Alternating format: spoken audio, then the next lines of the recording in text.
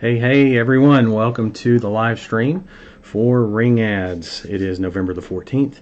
I'll do my best to look at the camera. I like to look away for some reason. I don't know why that is. Anyway, I'm excited to be here, if you can't tell.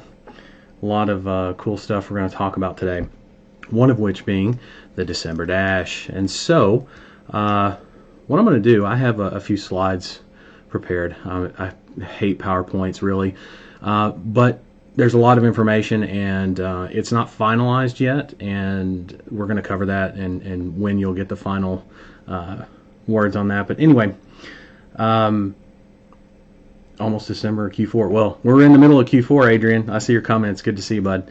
We're right in the middle of Q4, actually. Smack dab in the middle of Q4. Today, tomorrow, that's the middle. And December is by far the best month, as you know. That's why we're doing the December Dash. That's why we've done. That's why I've done something similar to the past, in the past to this. But this is far more advanced, and there's a lot more stuff to it. A lot more awards, a lot more incentives for you. That's right. So put the smile on my face. Very excited about it. Let me. I've got the comment section up here. I do have a Zoom room going, but I'm not going to let anybody into that yet until I do the. The slides, because I want to get all the information out that we have and tell you about when it's going to be finalized and all that stuff. And there's a lot of stuff to look forward to. So I want to make sure that's all set. Let me just double check something here real quick. Okay, we're looking good there. Cool. Okay. Let me go to slides here. Don't worry, there's not too many slides. All right. Let's see. I think it would be screen, right? Let's see. Screen. Yay! All right, so we're going to go to present mode, and we're not going to go there. We're going to go back to the beginning. So let's exit out of this. Everybody's like, why are we on the FAQs? There we go. Present. Because I was finalizing some of the slides. That's why. I was checking over them, rather, not finalizing.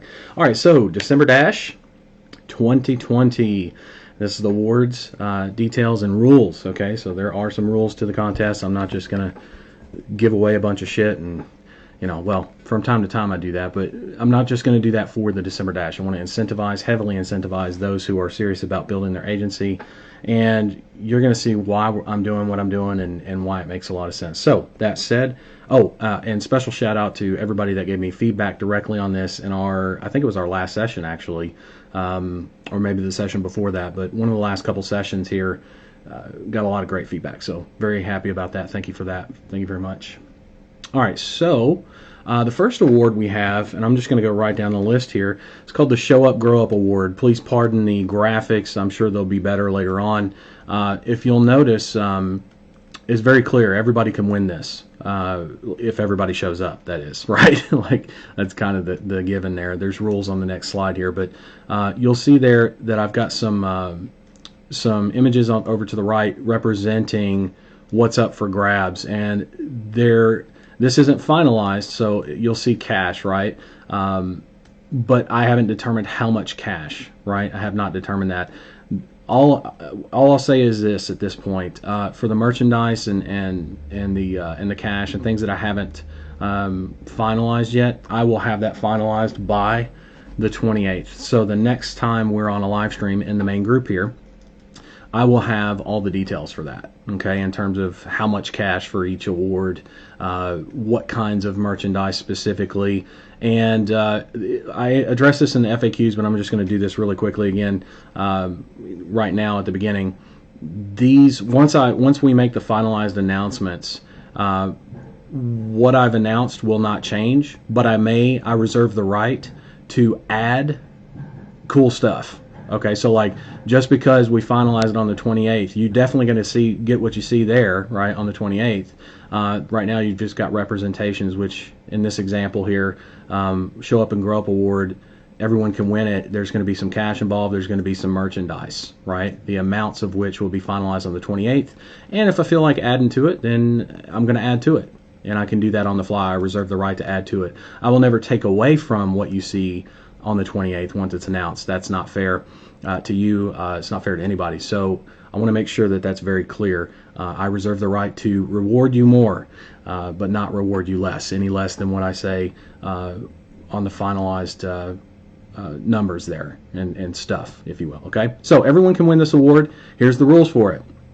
And don't worry, you'll get a copy of these slides in the Facebook group and also inside of the training area in Ring Ads. So the Show Up Grow Up Award, the rules are, number one, you've got to be marked present for every live stream that I'm doing. That's right, I'm doing a live stream every day of December. Every day of December, including holidays. December 1st to the 31st, right? You've got to be present or marked present. And I have a tracking sheet for that. I've already built that out and everything. And there may be from time to time certain simple tasks that'll be used. For example, I may have you go share the live stream on your profile, on your Facebook profile or something. I may have you, and then obviously if we're doing it while I'm live, then I'm going to tally those results. So you've got to be there, right? You've got to be live, you've got to be there. And then once I'm off the stream, doesn't count anymore, right? So got to be done while I'm live. And you'll have the opportunity to say, hey, you missed me live, and I'll make sure there's a double check and all that kind of stuff. So we're going to keep everything very above board. Now, unlike the U.S. elections here recently, we're going to make sure everything's fully transparent. Everybody sees what's going on. Now, there may be some days that I just give you the check mark, and I'm not going to show any favoritism on that. If I give you a check mark, it's going to be everyone's getting a check mark. I wouldn't count on a lot of those, obviously, because I believe in showing up, and why that's at least 80% of the work. If you show up, that means you're committed. You're going to get the work done. So Show Up, Grow Up Awards, super important, and that's why we have it, right? That's different than last time we did something like this, right? Total client account, first place. Okay, so there's first, second, third place. You see here represented. You've got dollars, you've got merchandise, and then Dollar Central money, which is Dollar Central credit, basically. I'll fund some dollars into your Dollar Central account on top of the cash, and so first place obviously would have the most of these things, right? And the rules there. You got to be a verified client. Don't worry, we'll talk about what that is in a second. The client must be acquired and submitted, right? Details between December 1st at 12:01 Pacific Standard Time, that is, okay, and December 31st, 23:59. So basically to midnight to New Year's Eve, right? To New Year's Day rather.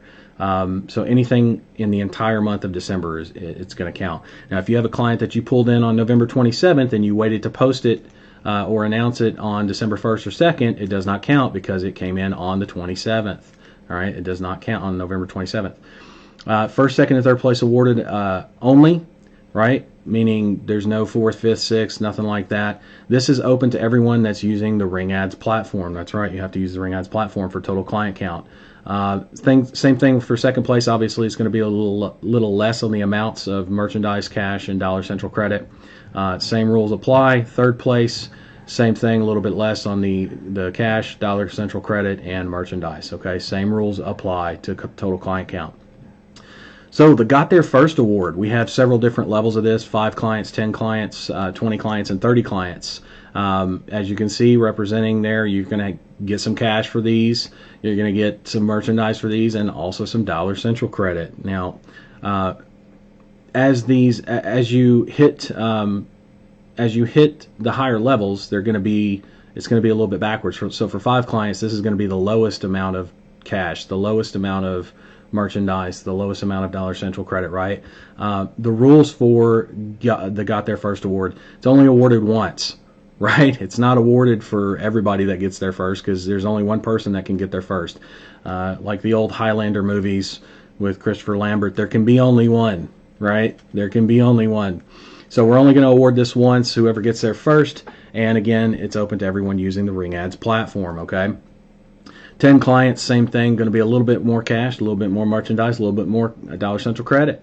Same rules apply. 20 clients, same thing, a little bit more cash, a little bit more merchandise, a little bit more Dollar Central credit. Same rules apply. 30 clients, right? 30 clients. And for those of you who are thinking, Jesus, I can't even dream about hitting 10 in the month of December, let me tell you something. I had a conversation in the mentorship, and I'll have it with you folks here a little bit later. Not only is this possible, it's been done many times. It's just a question of whether you're going to do it, right? So this is going to be super lucrative for whoever hits got their first award on 30 clients.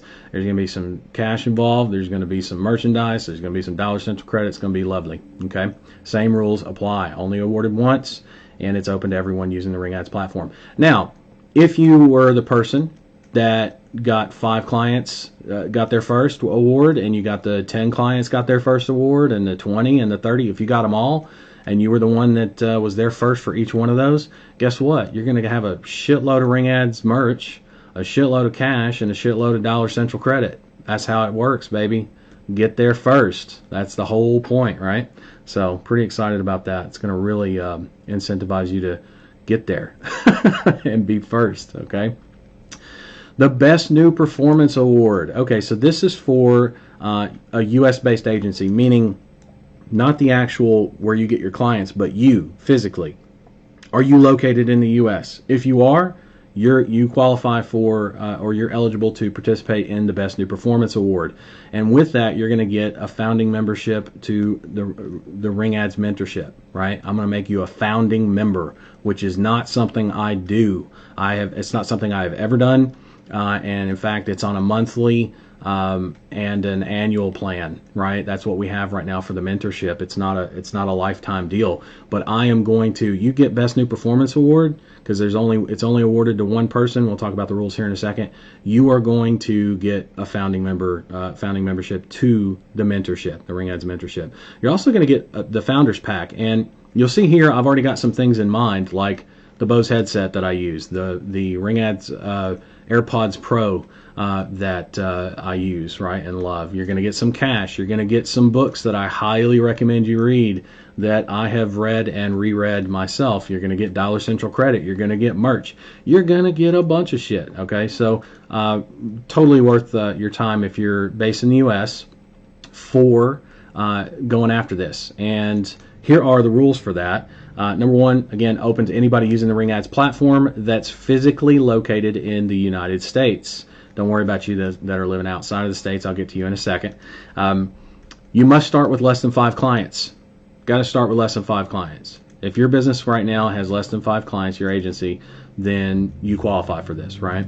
And it's only, again, awarded to one person, and it's going to be the person with the most points. And we'll talk about points as well in a second. So we got to talk about, if you're keeping track here, keeping tally, we got to talk about some things here at the end, like what's a point, how do you earn the points, what's a verified client, what does that look like? So we'll talk about all that in a second. And I laid it out in very plain English. But the Best New Performance Award by far is one of the best awards you can win this year, okay? Straight up. Now, for all of you non-U.S. based agencies, meaning you are physically located outside of the United States, guess what? It's the same award as the Best New Performance for all those in the U.S., but I wanted to, and I love this suggestion. This came from, I can't remember who this came from. This came from, was it Adrian over in the UK? Someone over in the UK, either Adrian or Andy. Somebody came up with this. I thought it was freaking genius because it's like, oh man, why just have one award when you could have one? Obviously, I'm not going to do one for each country or anything, but you can do one for people that are in the United States, and then one for people that are not in the United States. So you're going to get the same kind of thing that I just covered in the Best New Performance, which is going to be the Founders Pack, the founding membership, the lifetime membership, the Founders membership, founding member rather level of the Ring Ads mentorship, meaning you'll never have to pay for it ever. And everything that comes with that and will come with that, right? You're going to get cash, you're going to get merch, you're going to get Dollar Central credit, you're going to get the books and the Bose headset and the Ring Ads AirPod Pros. And I reserve the right to add to these.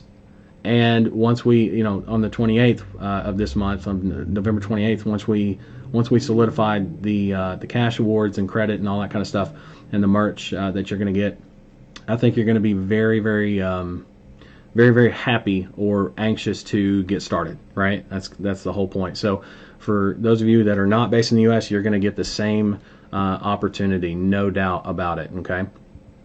Again, same rules apply. This is, well, not the exact same rules. It's open to anyone using the Ring Ads platform that's not physically located in the U.S. So, for example, if somebody's located in the U.S., they don't qualify for the Commode Award. They qualify for the Best New Performance Award. So you can't win both of those, right? You can't win both of those.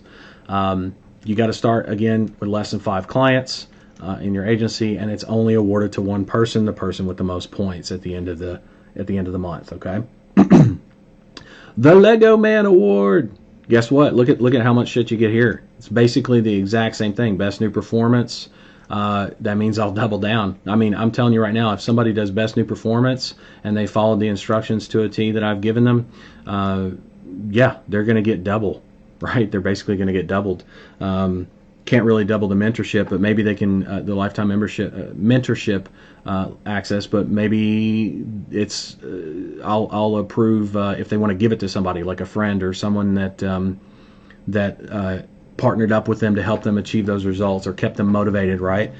So partnering up and helping each other out and staying motivated, not a bad idea, because you could end up working with someone or even be that someone who won the Lego Man Award and the Best New Performance or Commode Award, whichever, and give away one of your seats to the lifetime mentorship, right? That'd be kind of cool. But again, Founders Pack, Dollar Central credit, merch, cash, you name it. And here's the rules for that one. You got to follow all instructions I give you to a T. And when I say to a T, I mean to a T, right? So if I give you something, it ends up not being done, you're probably out. Again, it's open to everyone using the Ring Ads platform. And this one's more of a, it's not a points based, it's more based on just my judgment, right? Winners picked and declared solely by me. Okay, that's how we're going to rock that one. The Lego Man Award is very important because those who can follow instructions can create instructions later on, right? What's the old saying? About leadership, the best leaders make the best followers, or the best followers make the best leaders, rather.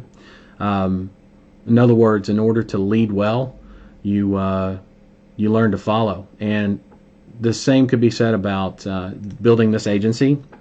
The best people, the best success I've ever seen, the most rapid success I've ever seen, and combinations of those two things, the best and the most and the fastest results that I've seen in this model come from people following religiously, following to a T what I've given them, and then later on they learn to lead. Okay, pretty cool. Okay, so how points are awarded. One verified client, don't worry, we'll cover that in a second, is 10 points. Okay, every verified client result posted in the Ring Ads group. In other words, once you've got a verified client, you post it in the Ring Ads group for everybody to see and congratulate you on, of course. It's going to be 10 points. Okay, every call recording of a client that you close, that you submit to support, right, to our support staff, is going to be 50 points. Big pointage there, big pointage.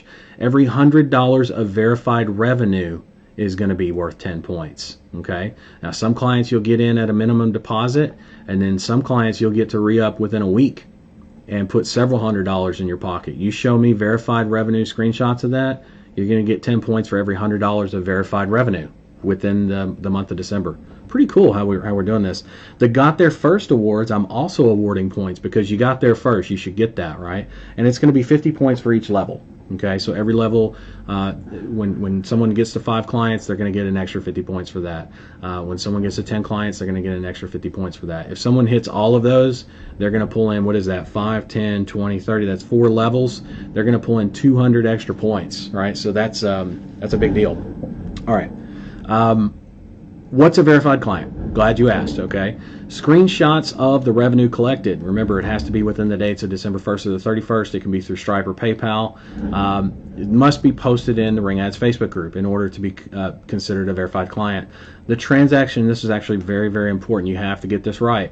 The transaction IDs, the last names, not the first names of your clients, but the last names of your clients, and other sensitive client information, like maybe if there's an address or a phone number listed, or your address or phone number listed, or maybe you want to keep your vertical to yourself, and so if that's in the name of the invoice, or if it's printed on the invoice somewhere, blur that out, then that's fine.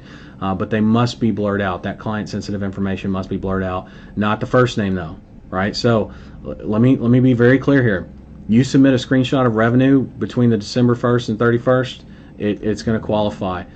If it's posted in the Ring Ads group, it's going to qualify. If it's not posted in the group and you took a screenshot, it doesn't qualify. Okay. Now, if you do the first two, and the last one you decide to get lazy and not blur stuff out that needs to be blurred out, guess what? It doesn't qualify. It's not considered a verified client. Okay, very important. Very important. Okay, FAQs, and then we'll kind of jump into questions that maybe I didn't think of, and then I'll be open for business to help you folks out with whatever you're dealing with in your agency. We'll start up the Zoom link and all that kind of stuff, okay? All right, so number one, who tracks the points? I do, personally. Actually, I have a sheet for that, and I'll show that in a second. When will we know the results? Well, the winners will be announced on the January 14th live stream here in the main group at 12 p.m. Pacific Standard Time, as expected. I mean, it's a great platform for us to always get together on the 14th and 28th. Let's take advantage of that, right? And celebrate, of course, on the 14th. How do I record my phone calls? Well, there's a ton of mobile apps, both for Android and iPhone, and you also have the option of using the Ring Ads platform for incoming calls to record them as they come into you. You can set up a little campaign for yourself very easily. Do I have to use the Ring Ads platform to qualify for these? Yes, absolutely. For every award we're doing, you have to be using the Ring Ads platform to qualify. When do we start preparing for the December Dash? That's a great question. I've had a lot of questions about this. Special sessions are going to be held in this Facebook group, in the main Ring Ads Facebook group, starting November 23rd. Okay, so the week of Thanksgiving, November 23rd, Monday, at 11 a.m. Pacific Standard Time. We're not going to go for hours and hours. I'm going to give you the bullet points of what you need to do. You're going to have point to the training and where to find it. You're going to go do it, and we're going to show up again the next day. And so we're going to do the 23rd, the 24th, the 25th, the 26th, and the 27th. Monday, Tuesday, Wednesday, Thursday, Friday. We're going to take the weekend and enjoy it. Keep in mind that is Thanksgiving week, so if you're making plans or if you're having people over, you need to plan accordingly around 11 a.m. And again, we're not going to be going for hours and hours on those streams. That's what the 14th and 28th are for, and that's also what we're trying to be respectful of your time, get you moving, keep you moving, instead of talking, doing. Right? That's the whole point there. There we go. Do November prep sessions count for Show Up Grow Up Award? No. They do not. Only the Show Up Grow Up Award is only for December 1st to the 31st in terms of marking attendance, but it is highly advised that you attend those sessions to get the best jump on December Dash. If you're not fully set up on the agency, even if you are, maybe something you could improve on or that you missed and get help with right away, that whole week it's going to be super valuable. Okay. When do the daily live streams start, and where do I find them? We will start every live stream at 11 a.m. daily, and they will be found here in the Ring Ads Facebook group. Okay. Is there anything else I need to know? Yes, there's several things. The final amounts and awards, for example, like I said, cash a lot. I said merch and all that stuff. The amounts of those will be for the awards will be announced November 28th on the next live stream that we do. So basically in 2 weeks from now, we're going to do that. The awards are subject to be added to. Like I said, I'm not going to, once they're announced officially, like if I say, for example, if I say something's worth $500 cash, I'm not going to take that away or reduce that, but I do reserve the right to add to them. Right? So maybe if I wanted to double it to $1,000 cash or something, or even more, then I want to be able to do that. Okay, so in other words, once you see what you see on the 28th and I'll come in, and once I make my decisions, I'll come in and update these slides, and then I'll produce that on the 28th as well. So you'll have the finalized kind of list of rules, and the rules aren't going to change. The rules are pretty much set in stone. The finalized amounts is what's going to be different from this set of slides to the 28th sets of slides. Okay, so be aware of that. Again, we're not going to take away from anything once that's announced on the 28th of this month for the next stream. All winners are subject to verification, and final decisions rest with me. And what that means is basically follow the rules of the contest, and you won't have to worry about disqualification. Okay, don't be that guy. Okay, be the guy that builds a hell of an agency. And that's kind of the last point there, is that you participate in this December Dash.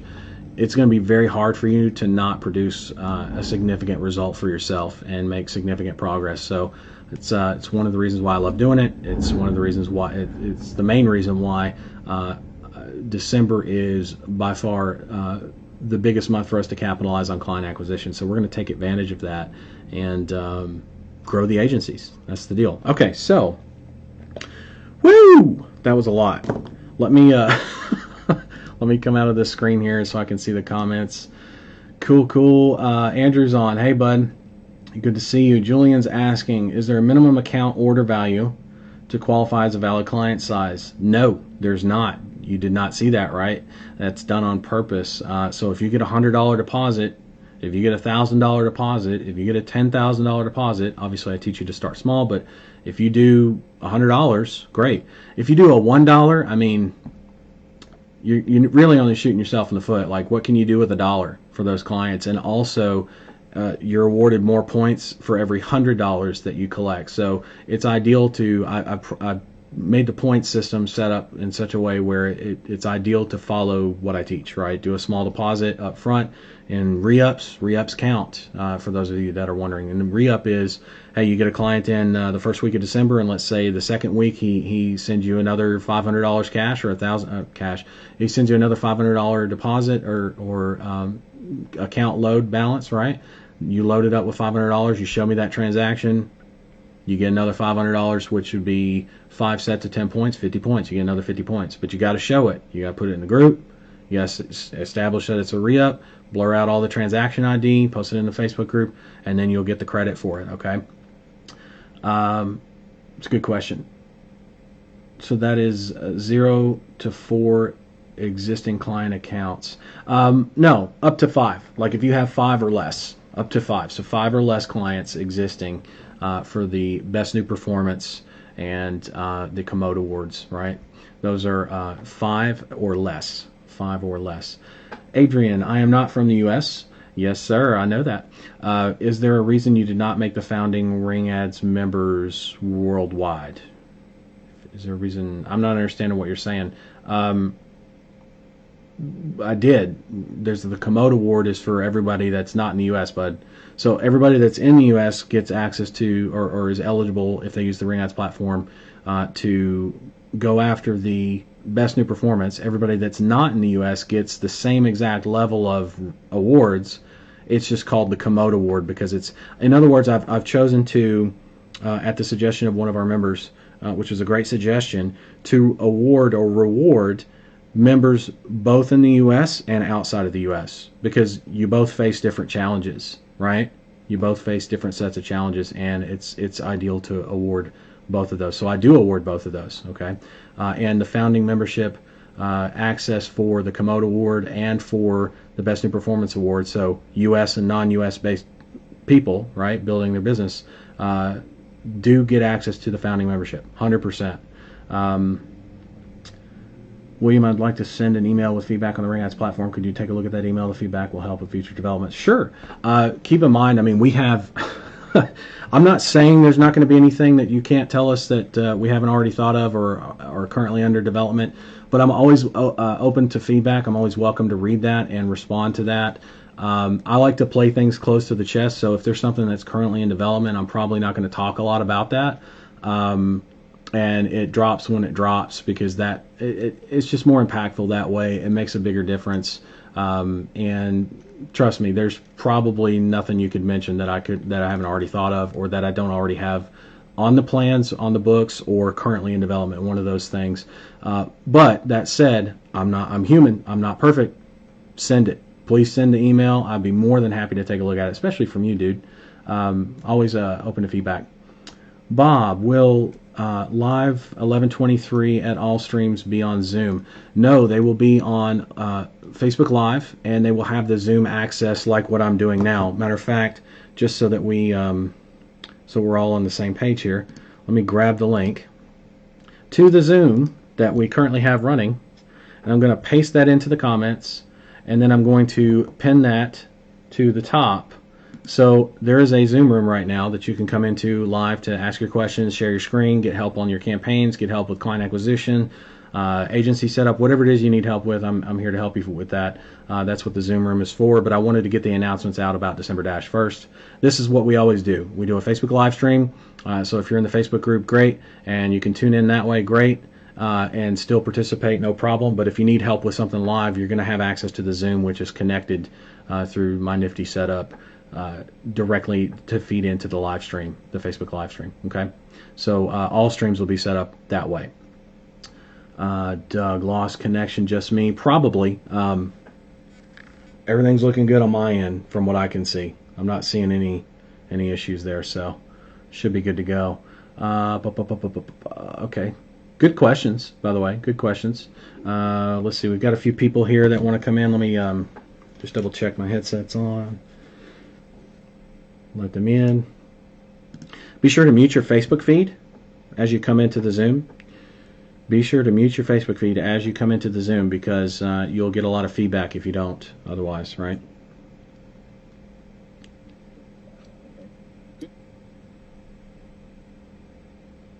Hello.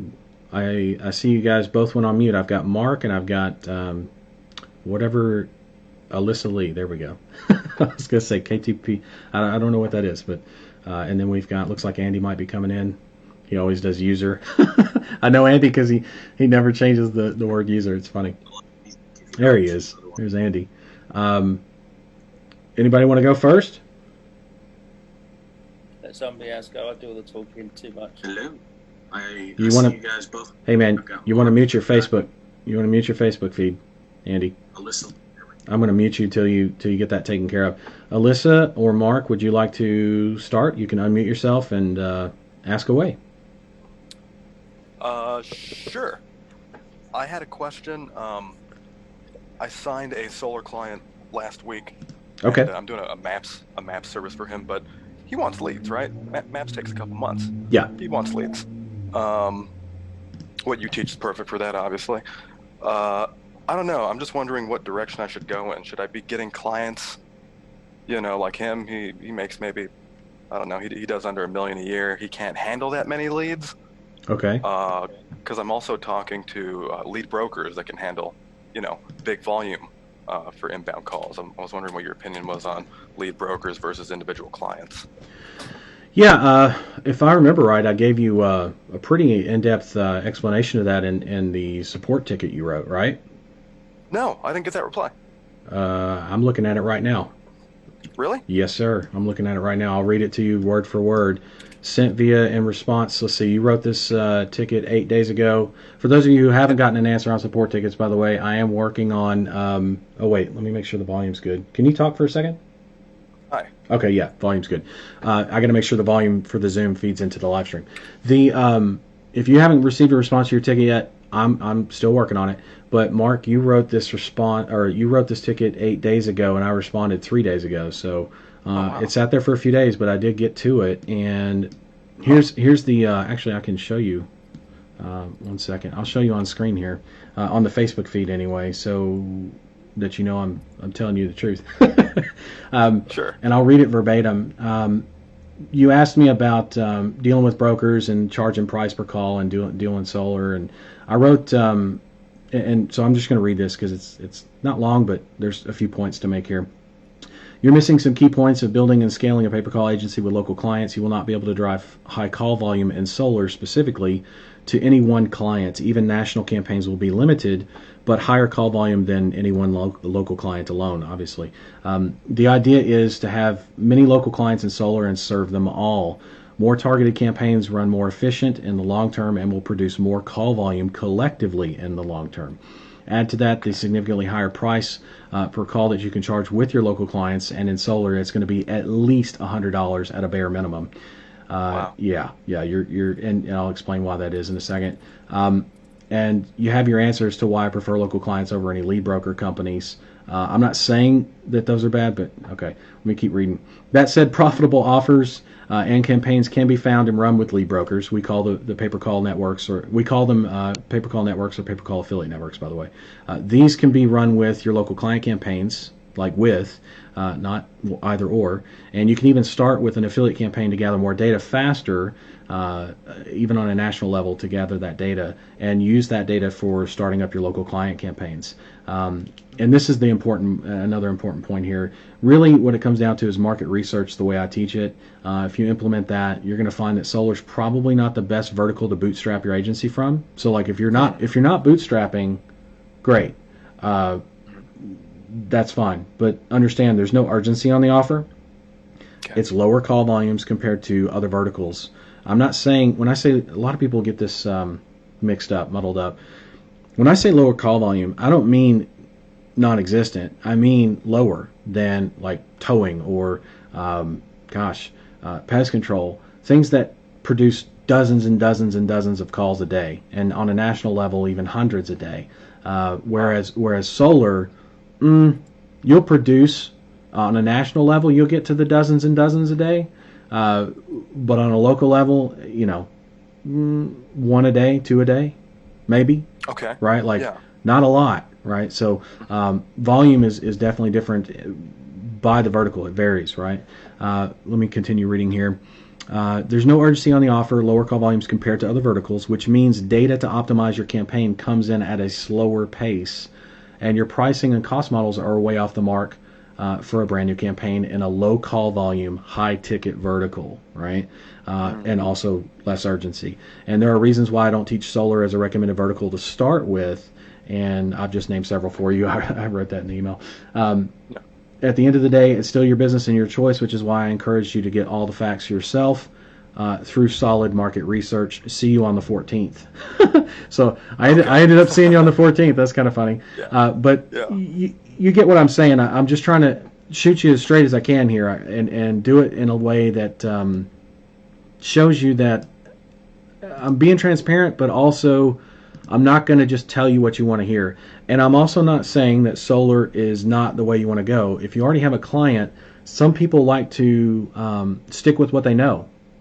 Like maybe, and I'm not saying you did, and you don't have to clarify for me, but you can if you want. Maybe you came from the solar industry, or maybe you have a brother-in-law that's big into solar, has his own, whatever the reasons are that you chose solar, can play its part into why you choose to stick with the vertical or not.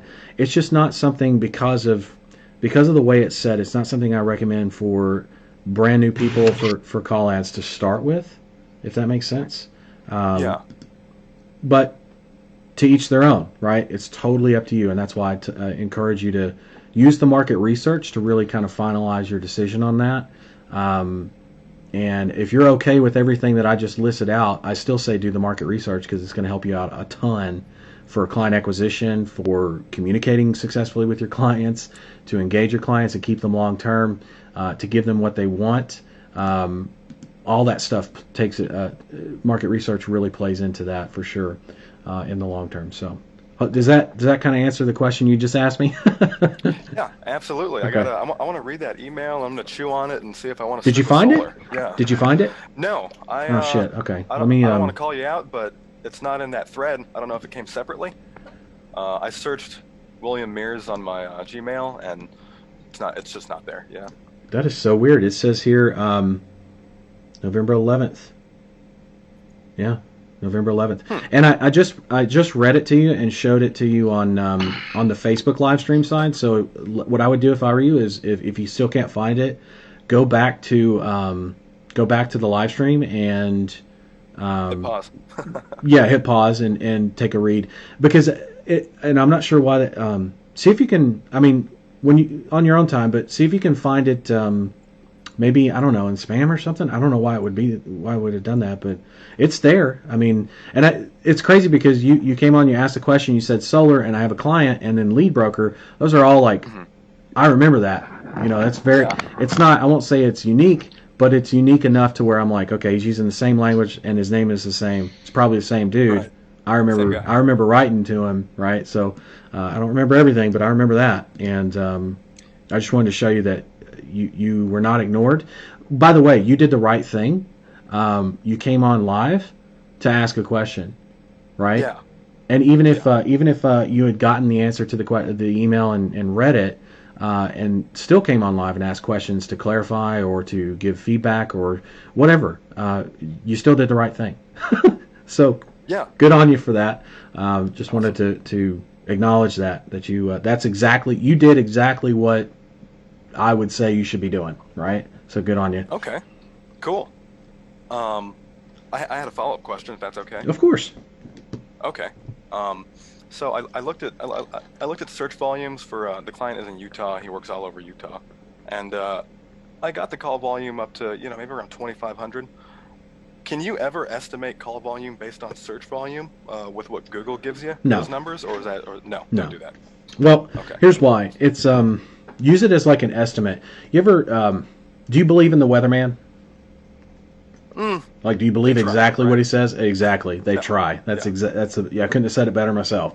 Okay, so Yeah.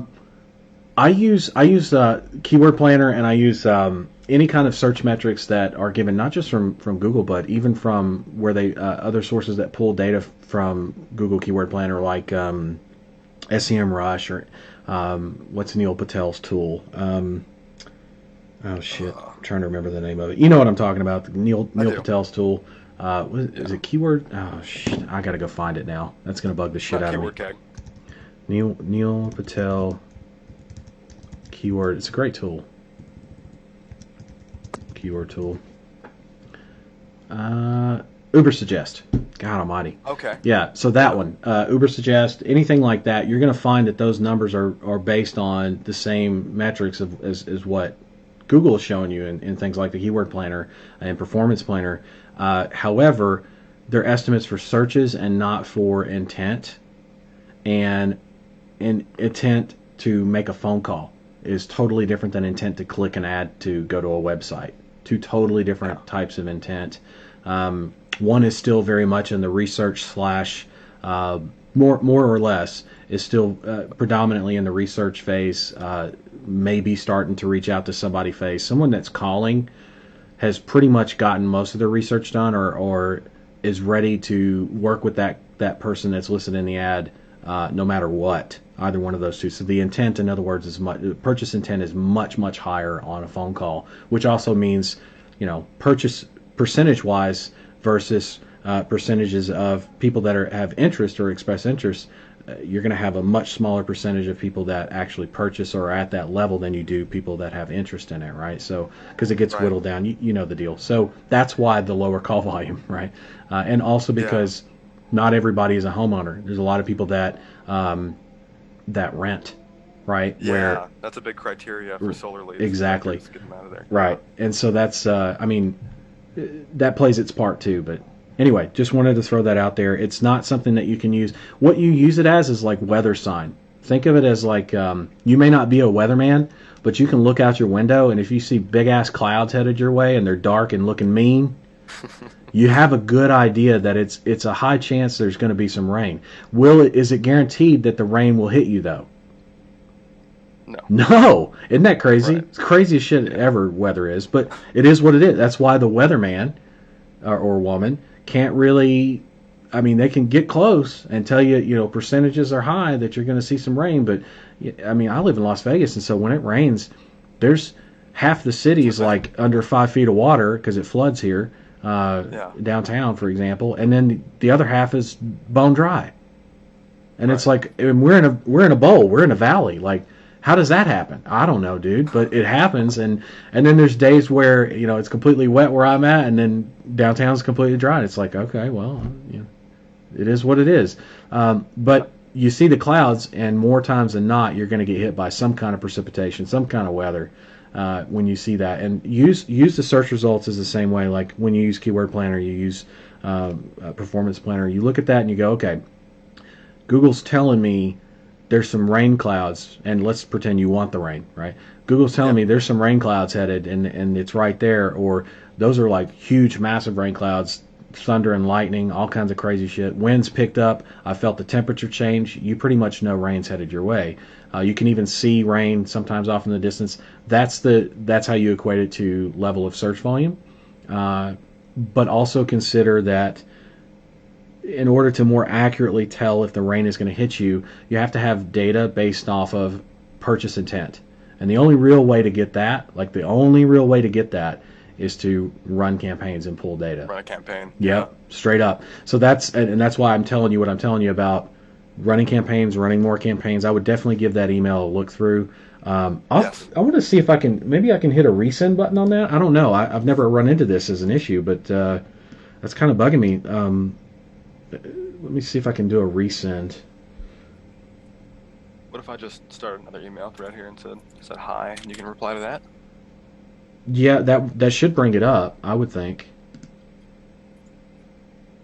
Just sent that. And I'm gonna. Is it all right if I disregard your or close out your? Where's the live stream? I didn't see that in time. Oh yeah, no, that's fine. Okay. Yeah. Yeah, you found the right place. Cool. Let's see. I'm going to resolve that one. And I hope that isn't happening with other people. Yeah, I hope not. That's why I'm slightly concerned about it. Maybe it's your email. What email client are you using? Just Gmail. Just Gmail. Okay, so it shouldn't be doing that. Yeah. I haven't had any. Can I get the Zoom link for Bob? Bob's got the link too, so I'm gonna resolve your ticket too, Bob, on that. Let's see. I'm not seeing anything from you yet. You didn't get the hi from me? No, not yet. Oh wow, maybe it's a me thing. I don't know, but we're gonna find out here in a minute. I'm gonna keep an eye on it at the very least. I mean, I'm not going anywhere for a second. I got a few people to chat with here. Oh, there it is. Hi, popped up. Okay, so there's a little bit of a delay. Now, what I'm gonna do is I'm going to find your old ticket that I responded to there. Shit, where is it? There it is. I'm going to copy paste it for you. Okay. Sounds good, yeah. I mean, that's the fastest way I can think of to get it to you. And it's also a good test of whether shit's working right or not. And what happened, I have no idea. But like I said, you can review it on the Facebook feed or review it on what I just sent you. Okay. And you heard the success there. I've resolved the ticket. You should be getting that here shortly. Okay. Yeah, I got that right away. Okay, cool. Okay. Gosh, I don't know what happened on the first one then, because like I said, you can see I'm not bullshitting you. I mean, I wrote out a full detailed response. It was such a detailed response. I was like, man, should I put together a video? Because I've been doing that lately. Not on every ticket, but on tickets that I feel might require extra attention or specific set of instructions, or maybe it's just too long to type out. I'll just do a quick video. And on that one, I was like, I'll just keep typing, because it was good. It was a good exercise. But anyway, Yeah, I mean, that's a great response. The solar client, I asked him, I said, how much are you paying for a lead now? He said for a well-vetted lead, $150. yeah. So That's why I said know they 100 pay at a lot. bare minimum. Yeah, like it's Right.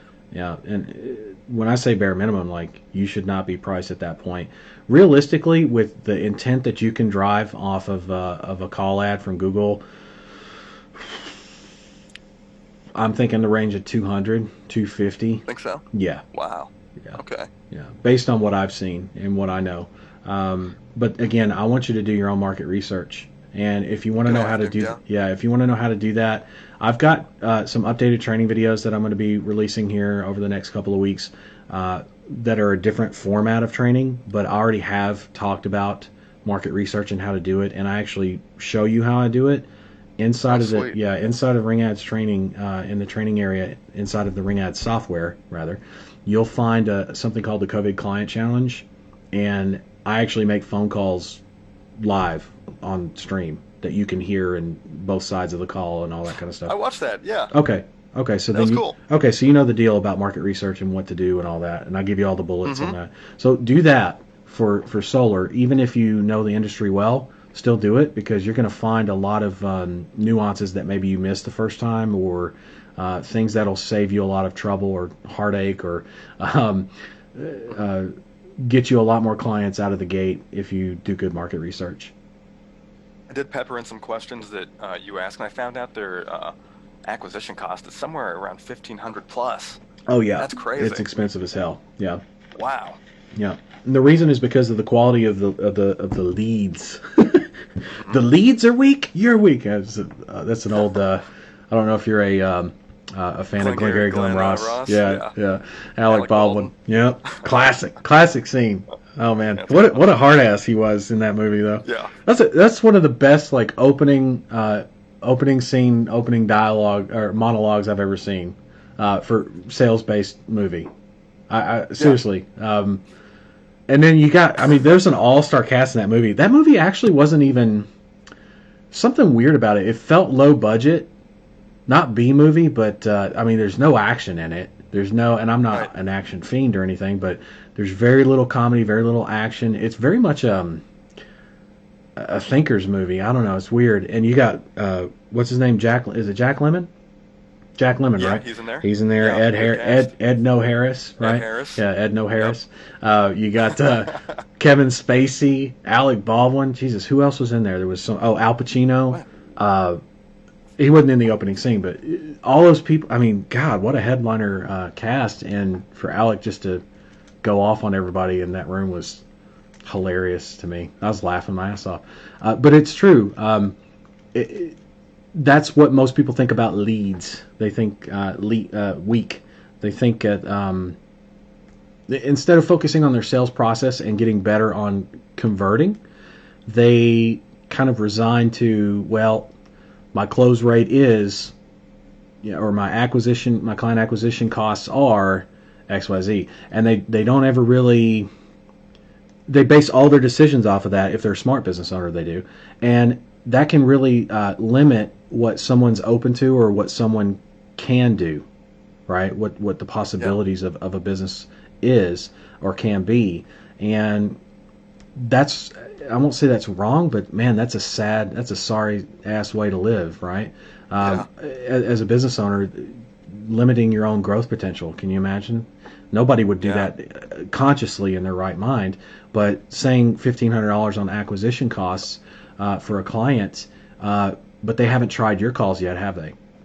No. Right. I haven't generated. And exactly. And so if you did $200 a call and they close 1 in 3, 1 in 4, it's half the acquisition. You see what I'm saying, right? Like, yeah. And if you can do those consistently, one or two a day, dude, you are not only their new best friend, but you're a lifetime vendor for them. And because solar is the way it is, and it's not this way in every vertical, but solar is good like this. You've got people talk to each other, especially in rapid advancing technology like this, or a tech field like this, where if it's not in Utah, but I guarantee you he attends conferences. I guarantee you he talks to people on the phone, sees people virtually, even with COVID going on, to talk about the industry's ups and downs, new advancements in the field. So everything solar based, I guarantee you he's talking to many different people about many different things. And the one thing that always comes up in conversation between that person and the other business owners or the other vendors that provide to him that have access to client databases as well, that you could link in with and do joint ventures with, are the same problems, which are one of the biggest problems is going to be the cost per acquisition is high, perceived to be high. There's nothing that they think they can do about it, and they also know that leads are leads, and that's what they believe, right? Like there's a whole set of belief systems that will completely change, and referral business from 1 or 2 clients can net you, I don't even want to say how much. I mean, scary amounts of clients and money because of that change, that shift. So I've seen that in the past, definitely. Yeah. I really need to figure out what I'm doing, because I sell sales appointments to other agencies. Okay. Right? And this and no one last week was able to field this sales appointment with a solar company, so I called them and I closed them. Right. And right. So that's when I started looking into the solar and kind of digging there like you teach. You closed him on solar? He's a solar. He has a small solar company. Oh, you closed a client. I'm sorry. Okay, I get what you're saying. Yeah. Got it. Yeah, and I closed them. So I started looking into it, started calling the lead brokers, and they want to give me like $50 a call, which seems low. Yeah. But I was even thinking, if it's nationwide like it is, if I can get a call for 20, sell it for 50, do that 20 times a day, I'm happy. But I don't think that volume's there to even do that. Over time it will be, and there's going to be a peak season for that for sure. And different areas are going to do better than others. Obviously, I mean, you've got a client in Utah for a reason, right? It's desert landscape basically, not the entire state, but definitely great opportunity for solar in that state. Same to my state. I can't really say anything about that. I live in Nevada, so it's like, shit, man. Every other house is solar, right? Not every other. I'm in California. Same shit. And you've got all those tax deductions and all that. I mean, there's a lot of reasons to do solar. Anyway, that's what I would say is, starting out, everybody gets this not wrong, but everybody doesn't. Most people don't manage their expectations out of the gate, and most people think, if I could just get 20 calls a day or 20 calls a week and get them at this much money in spend or this much in cost and make X dollars, right? And they start calculating out all the ifs and ands and ifs and buts, right? That's right. And if ifs and buts were candies and nuts, we'd all have a Merry Christmas. That's the old saying where I'm from. So it doesn't work that way, right? It works, but it doesn't work that way. What you're going to see more realistically, if you've never run a call ad campaign before, obviously we have sessions like this where you're in the mentorship. You're the one. You just signed up for the mentorship, right? I just did, yes. Okay, perfect. So you've got, man, you're going to see me on Monday, and then you're going to see me next Monday, and then you've got twice a month in this main group, 14th and 28th every month, right? Then we're not counting all the shit I just told you about the December dash, like the prep sessions that we're going to do 23rd, 24th, 25th, 26th, 27th of November, and then December 1st to the 31st. You get the idea. I'm around. Yeah. Okay. So it's like, that's perfect. Okay, that's the perfect opportunity for you to take advantage of that. This is for everybody listening, but for Mark, dude, that's the perfect opportunity for you to take advantage of. Hey, I got a client, I got a campaign up and running. Hey, do you mind us going through optimization? Do you mind us going through the campaign setup? Do you mind us going through? You get the point. I'm there for pretty much every stage of what that you go through with your clients, including onboarding, including what you do with the re-ups, how you the things you talk about with them, all that kind of stuff, right? That's what I'm here for. So that said, that's great. Exactly, right? That said, plus the path that you're on, I wouldn't be uncertain about what you're doing or feel maybe you've got to get your head wrapped around some of the new information I've given you, right? I get that. So take some time with that for sure, but not more in a day. I mean, it shouldn't take you more than a day to really kind of decide which way you're going with it, do your market research, all that kind of stuff, and get a good understanding of what you're committing to. That said, you're going to have plenty of opportunities to work through any of the challenges you have along the way, and you will. There's no question about that. The expectations of the campaign, though, back to that, most people expect well, if I can do this and that, and they start calculating. What you've got to expect is this. Start the campaign up, optimize it, and know that your campaign will go from the worst it's ever going to perform, and whatever that worst is, sometimes that's profitable, sometimes that's not. It will get better incrementally, right?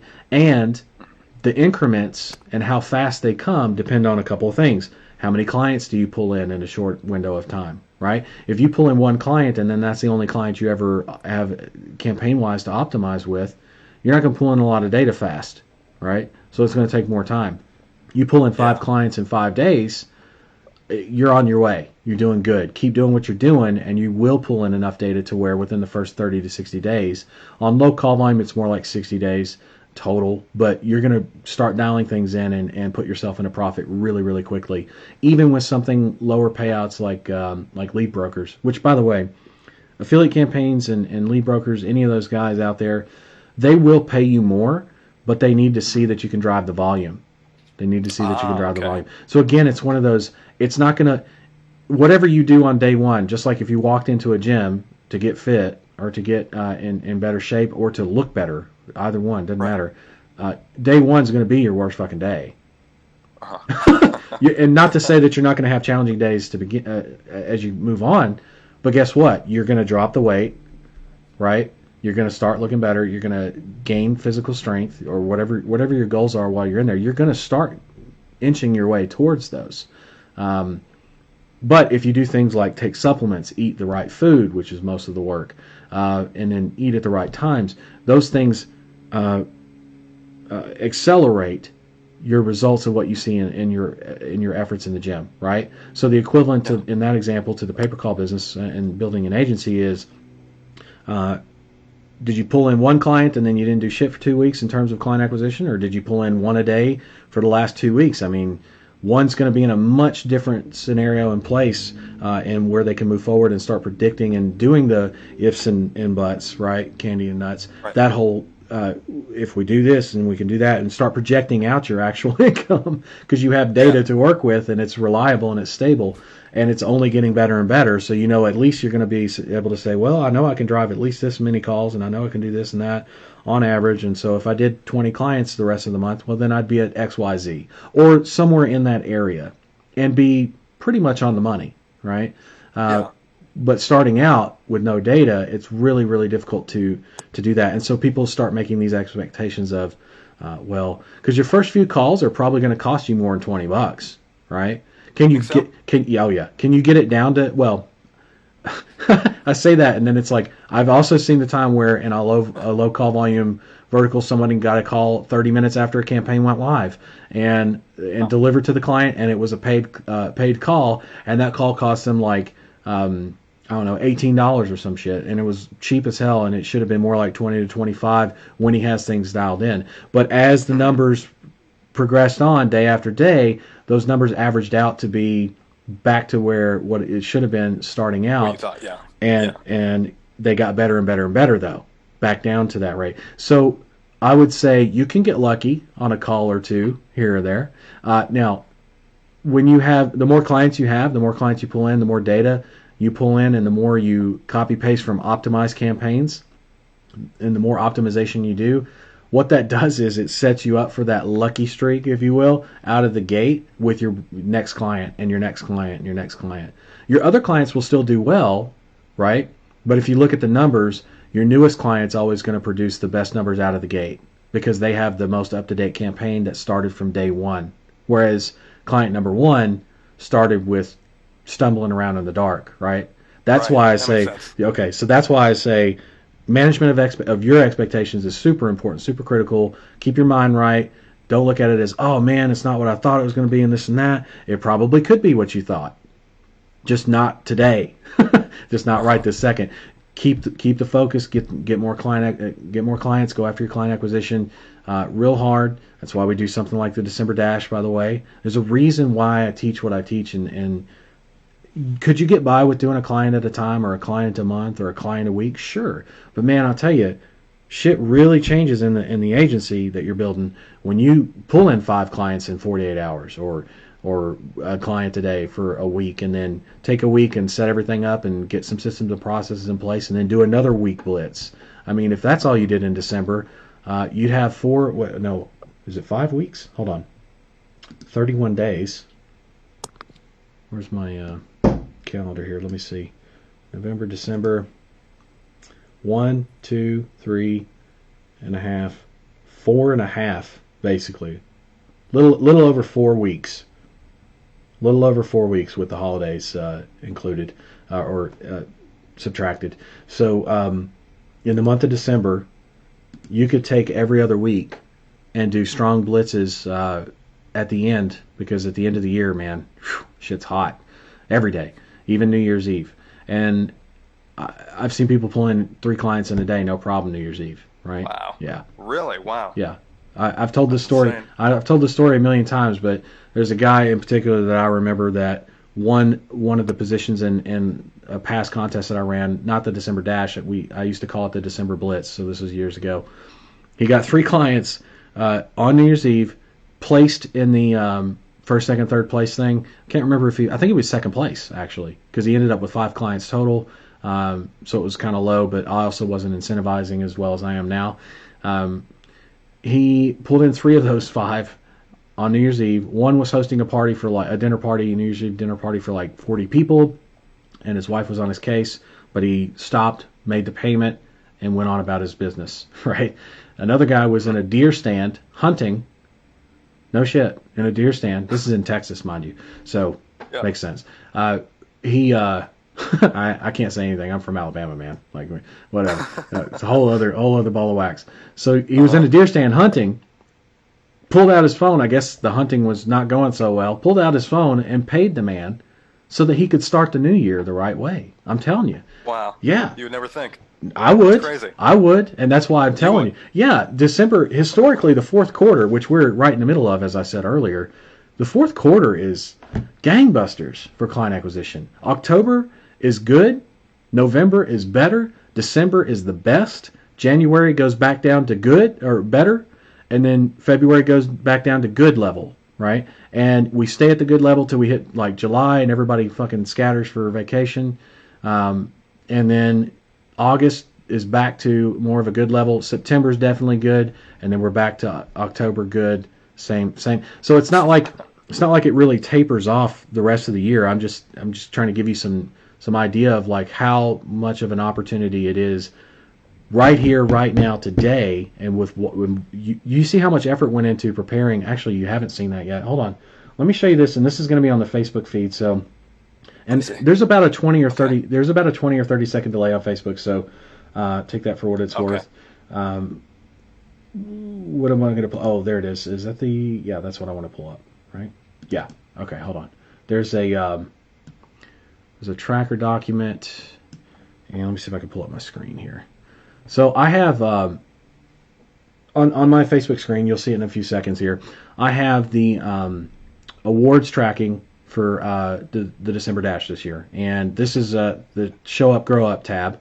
And as you can see, I've got it tabulated out where I'm going to be able to tell exactly who qualifies for that award because I'm going to do it while I'm on the live stream. Right there, it is. Boom. I'm going to know who you are and where to send the prizes to. Right, like straight up. No questions asked. Then over here you've got total client count.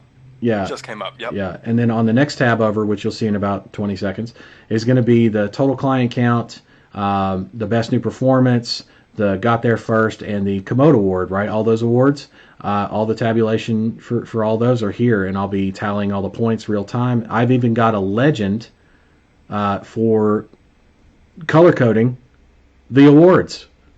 And then exactly what I told you about the rules for verified clients, how many points every client is worth. So as I'm tabulating it's laid out, right? It's laid out. The prep sessions, which you'll see in about 20 seconds, I've got laid out at least in a bullet point form, and I'll be pointing you in the right direction on all the different areas of the training that you can find all these things in. And then it's your job to go after that and get shit done, right? That's the deal. And every day is laid out already, right, for the prep sessions. And then if you look at December Dash, I've got every session.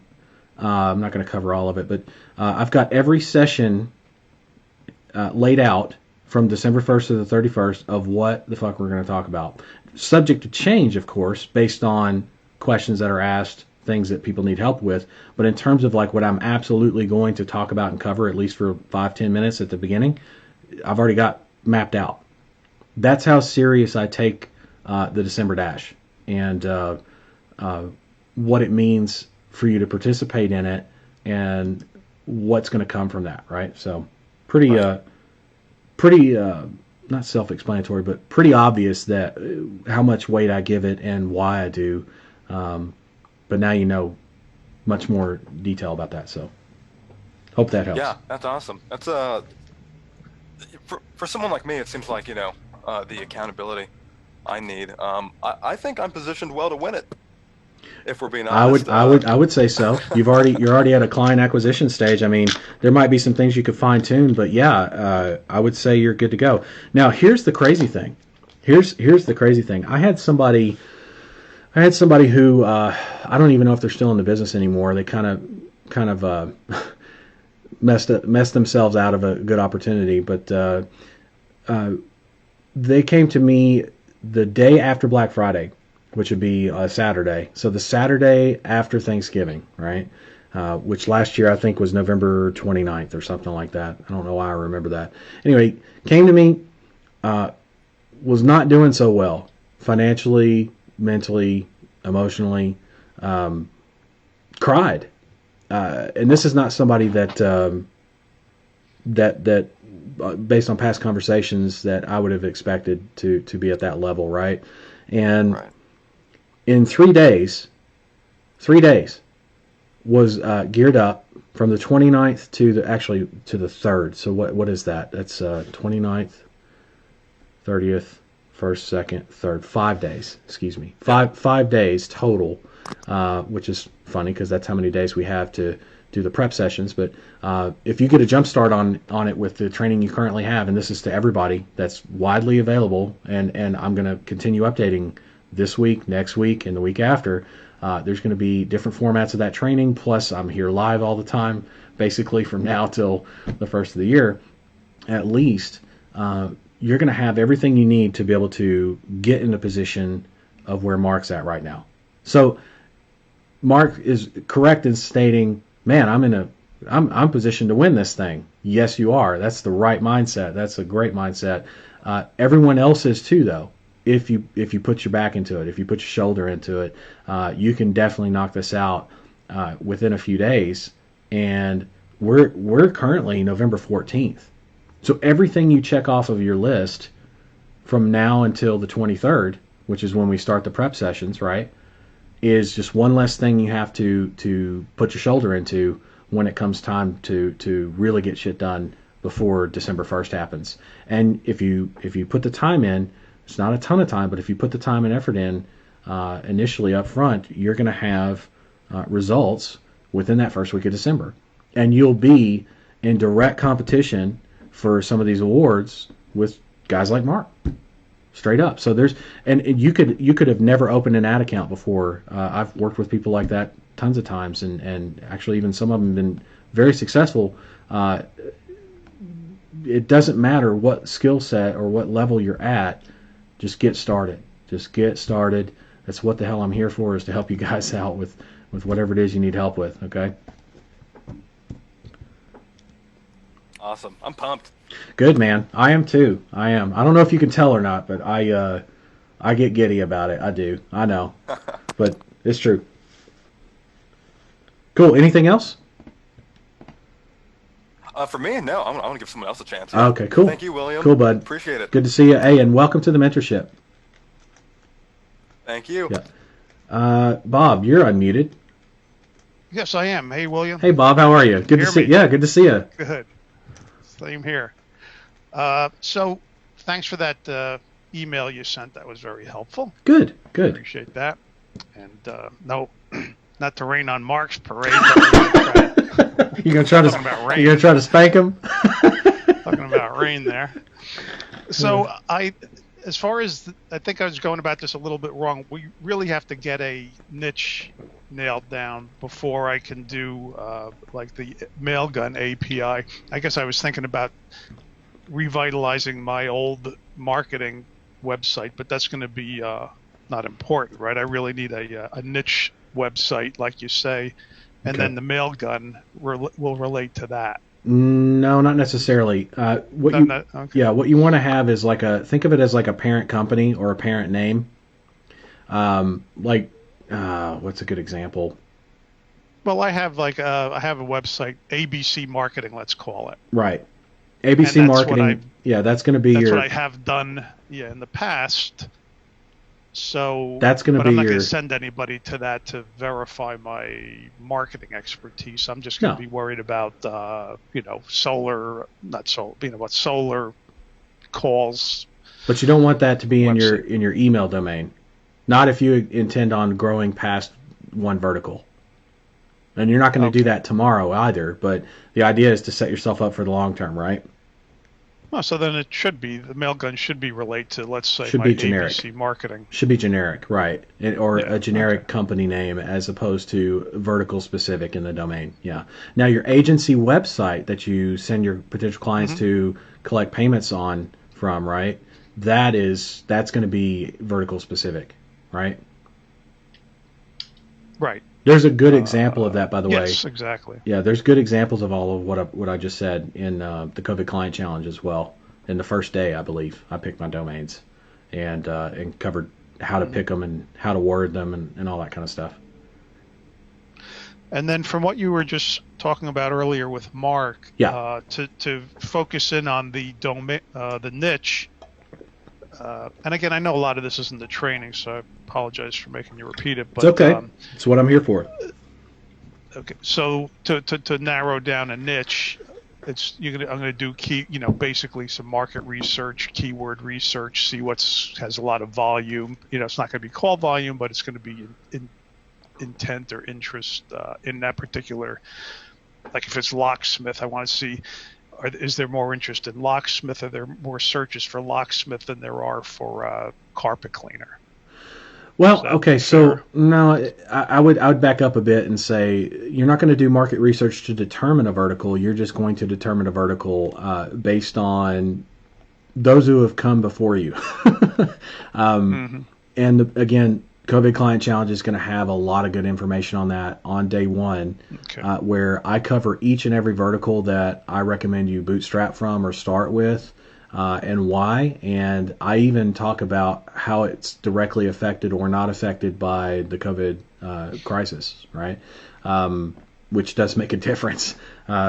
So there's that, and you're going to have a lot of intel just from. I think I spent an hour and a half just talking about verticals in depth and narrowing it down and picking one so that people could see me pick one live. And the thought processes behind it. So basically, I just had no filter between what I was thinking and what I was actually saying on the live stream. My best effort at that anyway. So that you hear everything that I'm thinking and why I say, yeah, that's a good vertical. This one's probably not good, but when things reopen again, probably going to be pretty solid again, no problem. That kind of thing. Low call volume, high call volume. I talk about all those things for all the different verticals.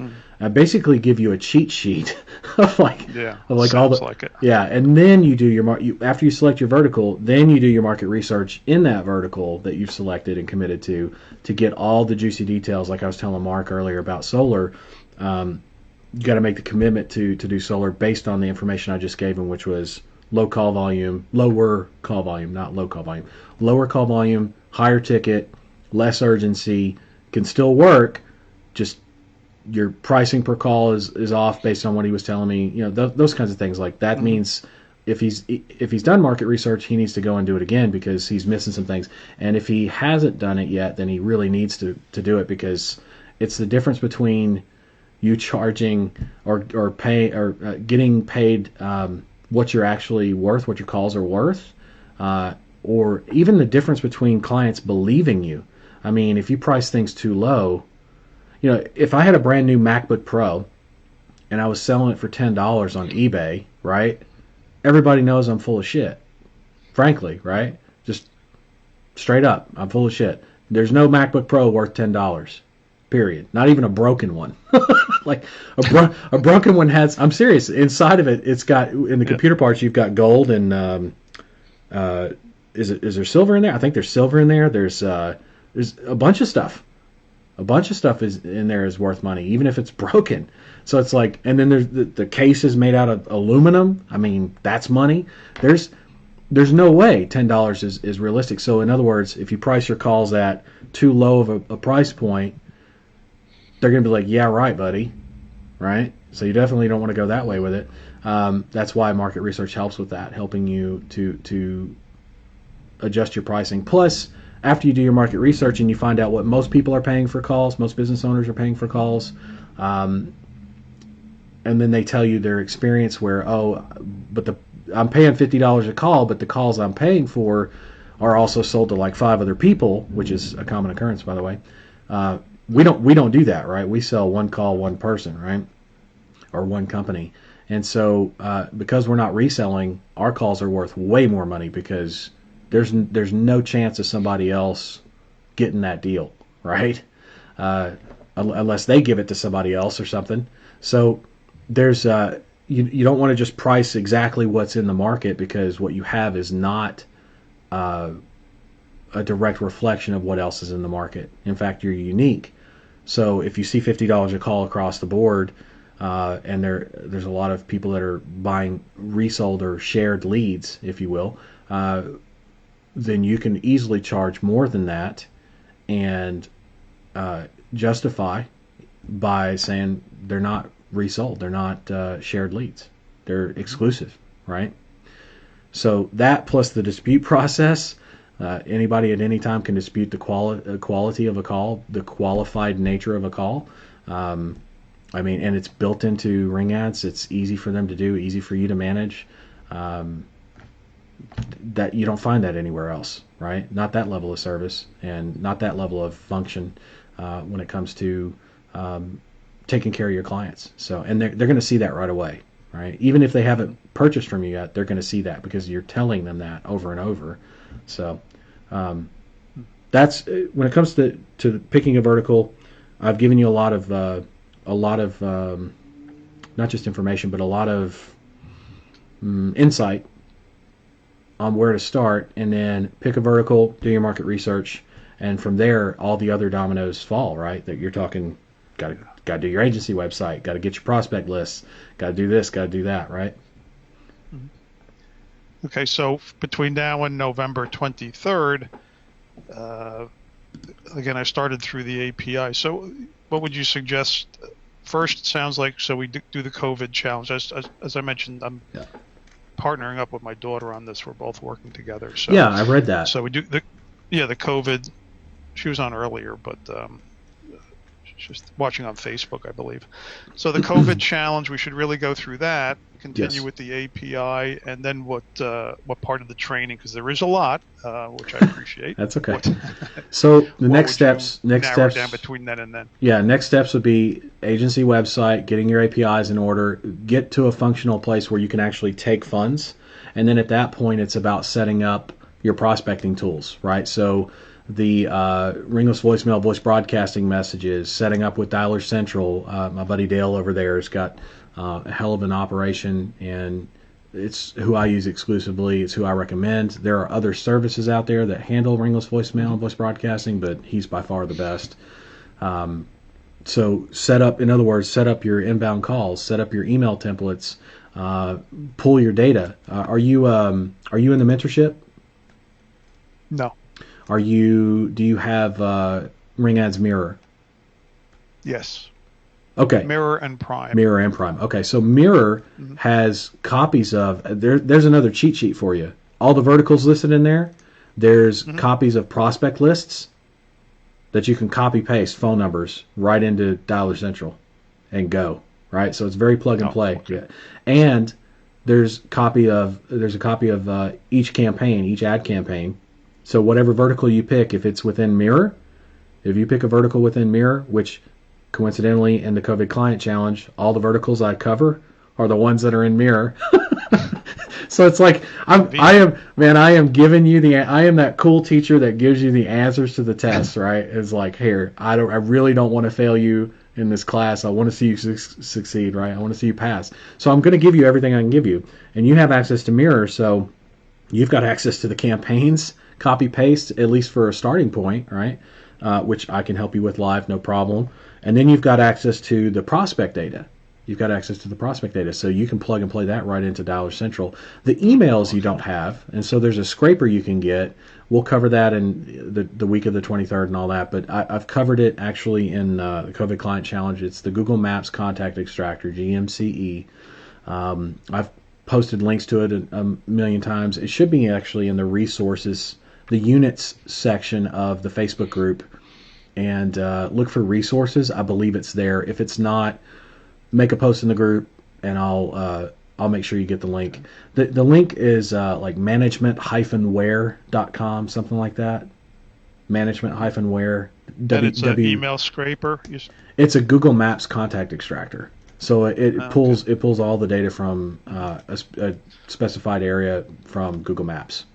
So you can pull from all your major metro areas over time. You don't want to do it all in a single day, but the idea is you can pull several cities, run email campaigns and ringless voicemail and voice broadcasting campaigns, and with a couple $100 spread out over a couple of weeks, pull in dozens of clients, no problem. Yeah. So sounds good. Yeah. It's how go ahead. How small a geographical area do you suggest? I say if you're to if you're start? bootstrapping, you're starting out, you're getting your feet under you. Don't target a city less than half a million to start, and then work your way down to anything above 100,000. There's a list of U.S. cities by population, is what it's called, on Wikipedia. So if you go to google.com, you type in U.S. cities by population, Wikipedia will be one of the first results that pops up. Click on that, and it orders in order, ascending order of population by city. So New York City, L.A., obviously at the top, and then all the way down to north of 100,000, meaning every city in America that has more than 100,000 in population will be on that list, and it's over 300 now. Gosh, when I started, it was like 297. It was less than 300, but now it's like 313. I think the last time I looked, 315 cities, all over 100,000. You don't want to start with smaller cities though, because there's less data on the campaigns. There's less less opportunities. Okay, so you get the idea. You start where there's a healthy amount of opportunity. Go big and go lower, right? Go high and go low on both, because you've got things dialed in at that point. Well, we're in New York metro area, so there's every potential size, geographical, small, medium, large, huge cities. Oh yeah. Within this area, so that's not an issue. Okay, I would say spread it out. Don't just stick with one state. Okay. Don't just stick with one state. What state is? Mark's in California, right? So. What's that? Say again. Mark is in California. Yeah, Mark said he was in California.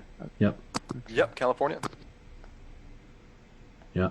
That's a good area, I would think, right? You find most of your success locally. I mean, just curious. Not that I'm going to attack California, but how far do you go nationwide, or are you just focusing on California, Mark? Me personally, I mentioned that I set sales appointments for other agencies, and I see. For that reason, everywhere across the U.S. Yep. Yeah. Okay. You're going to find All right, much so better. You're going to find much better results, Bob, if you spread it out like over. Pick 5 cities, 5 states, 10 cities, 10 states, something like that. 10 different geographic areas. Pick something in the South. Pick something in the Northeast. Pick something out west. Pick something in the Northwest. Right. Pick something in the Midwest. That kind of thing. Texas has some pretty good size population. You'll see it on the wiki list, but. Don't think you just have to stick with your area and spread out from there. I mean, that's one way you could do it, but I really feel like you're limiting your ability to, especially with market research, same thing, spread your calls out. Because people that have problems with XYZ industry or solar in California may not have the same challenges that they do in the Northeast. You follow? Like I do. Okay, so I'll just leave it at that. Every vertical is different in that way, and you got to find the nuances and specific problems and see if those problems track nationwide or if it's just a geographically specific problem, or maybe it's by the state. Like solar has the whole tax write-off thing, right? So it's like, do they have that in every state? Well, no, they don't. So, well, which state? You get the point. Now you've got some solar providers that have or installation companies even that deal with not having that as a selling point, if you will. They have to use other selling points, and that does make a difference in how they position the pitch if they're a half-ass salesman anyway, versus someone who's like, well, you know, man, who doesn't want a check back from the state or federal government at any level, right? Like it's you might as well take it. It's money in your pocket, right? Except for the stimulus. That's a different story. But solar credits, right, or tax credits or whatever they call it, that's if you're going with solar, you might as well take it. You might as well take advantage of it. You'd be crazy not to. But that's not everywhere, and that's just an example. There's many others. Pest control is seasonal, but in some states, in some geographic areas, it's year-round, baby, right? Nevada is not exactly year-round, but it's like 10 months out of the year, which is almost year-round. yes, it gets cold here, but when it gets cold here, a lot of the critters love to come inside, even though they're not invited, and you end up with challenges that way too. So there, and that's a problem that Nevada, Arizona would see, California would see, especially SoCal, but maybe not New York State, right? Like, I'm sure. I'm not saying y'all don't have bugs up there in the winter, but I would guarantee you the per capita is way down because it's just god awful cold in the winter. Same thing for the Midwest, like North Dakota, South Dakota. It's cold as hell out there. There's no creatures living, right? They're not meant to live in negative 40 below, right? So I'm just saying. So there's yeah, some of them do, I know, but my point is there's differences, definitely differences geographically, and it's vertical specific. Appliance repair has its own things and nuances that business owners deal with, things that keep them up at night. You get the idea. All the verticals are different. So anyway, just throwing that out there. Market research helps with that for sure. And spread it out. All right. Sounds good. Spread it out. Yeah. Sounds like a good plan here. Yeah. Plan of attack. Yeah. So, the COVID is the challenge. Sounds like the blueprint to start there, and that'll give a pretty good. It's really good. Yeah, it's really good to start with that. Like I said, there will be some updates to the training coming that, for example, right now you have over the shoulder of me setting stuff up, and you can follow along, kind of like follow the bouncing dot. But if you can't stand my voice that much and you want a shortened amount of training or whatever it is, right? I have a shortened to the point format where I'm not doing it on a live stream. It's not real time, so there's a lot of editing involved on the training videos I'm talking about. It's still over the shoulder, but you don't have to look at this ugly mug all the time. And it's an agency setup video is going to be like 5-10 minutes. And there's going to be a series of them, but it's not going to be like 50 of them or anything. It's going to be a set number, a very small set number of exactly what it is you need to. In other words, here's the agency website template. Click on this, do that. Very step-by-step oriented. So I haven't been going through that. No, they're very helpful for sure. So. Yeah, and those are coming. There's more of those coming for all the sections that are listed, and then some. Some sections I haven't even made public yet. So yeah, that's all coming, and it's going to be in time and in preparation for the December Dash. So you're going to have the paper call, which, by the way, if you haven't accessed these yet, the paper call agency success in 24 hours or less, those 2 PDF guides, I'm gonna update those for next year, but they're very much relevant and very much on point with everything I've always taught, and they fall directly in alignment with what you see on the COVID Client Challenge. And then as the other training set is, so it's just different formats. It's different ways to say the same shit. but the idea is some people learn better from an over-the-shoulder kind of edutainment experience, and some people learn better just from those 5 to 10 minute chunks, and then some people learn better just from reading and then going and doing, right? So that's why I have all the different formats. I saw there's a PDF part 1, so there's a part 2 as well someplace. Yes, it should be beneath, like if you scroll down on that drop-down box where you found part 1, you should be able to see part 2 as well. Okay. Yep. And that one right there, I've gotten, not to brag or anything, but I will toot my horn a little bit. I've gotten a lot of compliments on those guides and how well put together they are. And the second one, you'll see a lot more of that because if you found the first one helpful, the second one's got direct links to video training of that short, succinct. And there's some things that have changed, like on campaign optimization, yes, but almost all of it is still extremely relevant. So that's why I say I'm going to update the PDF guides because a lot of people found them very valuable and helpful. So I might as well go ahead and update them as well. When I get a chance. The updates for that will probably happen either December or January, but that's why my focus is on the main short 5 to 10 minute chunk videos, getting in there, doing the prime updates, continuing that. I think what I'm going to end up doing is not just doing prime updates, but start doing the 11 a.m. session December 1st or 31st when we get to that level.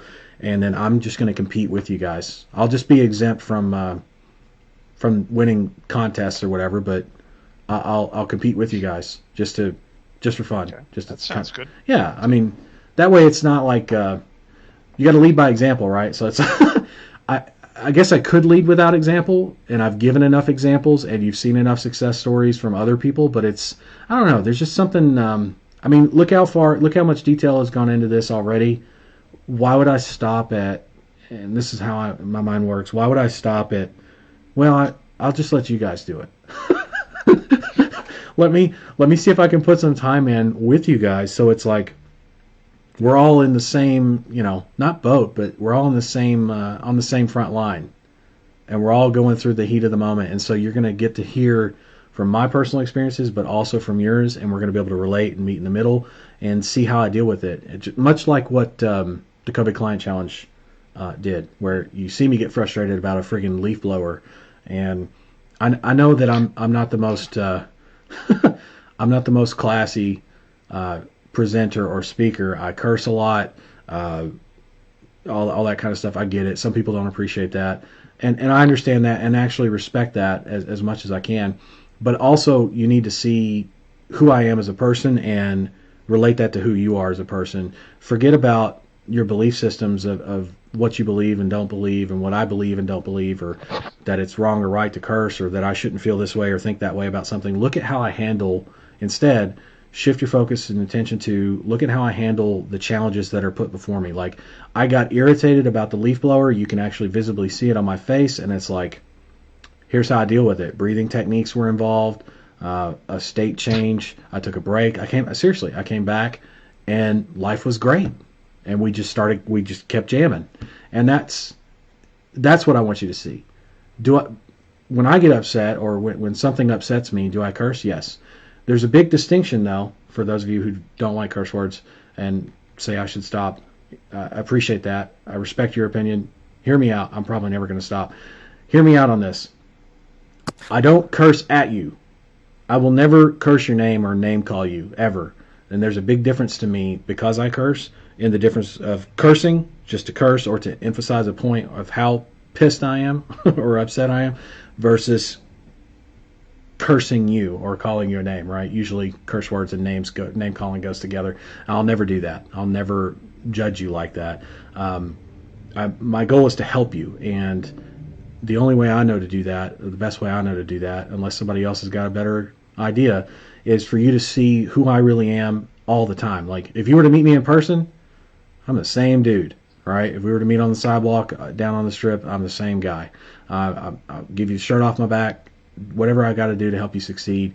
If you don't take advantage of it, there's probably not going to be a lot of reciprocation after that, right?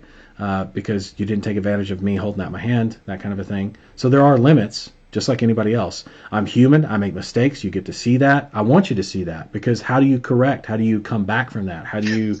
I mean, seriously, that's what it takes to be a business owner. And really, it takes courage. It takes a little bit of smarts. You don't have to be the smartest guy around, but there's a lot that goes into just running a business and running it with integrity. And I do my best to show you that and what it looks like, curse words aside, or beliefs aside, belief systems aside. I had a conversation, actually, in the mentorship about elections. And here's the thing, like, I'll just like in the COVID Client Challenge, just like in any training I do, I will tell you what my beliefs are, but not before I tell you how to deal with it. In other words, the uncertainty right now in the U.S. with the elections, and the very clear division of two parties, if you will, which is a horrible fucking system. Two parties, and this whole vote thing, and it's creating a lot of uncertainty. I get that. A lot of animosity, two parties against each other. I get that.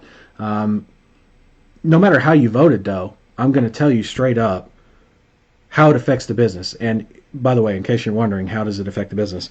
If Biden wins, officially, we're talking, if Biden's in office and he gets sworn in,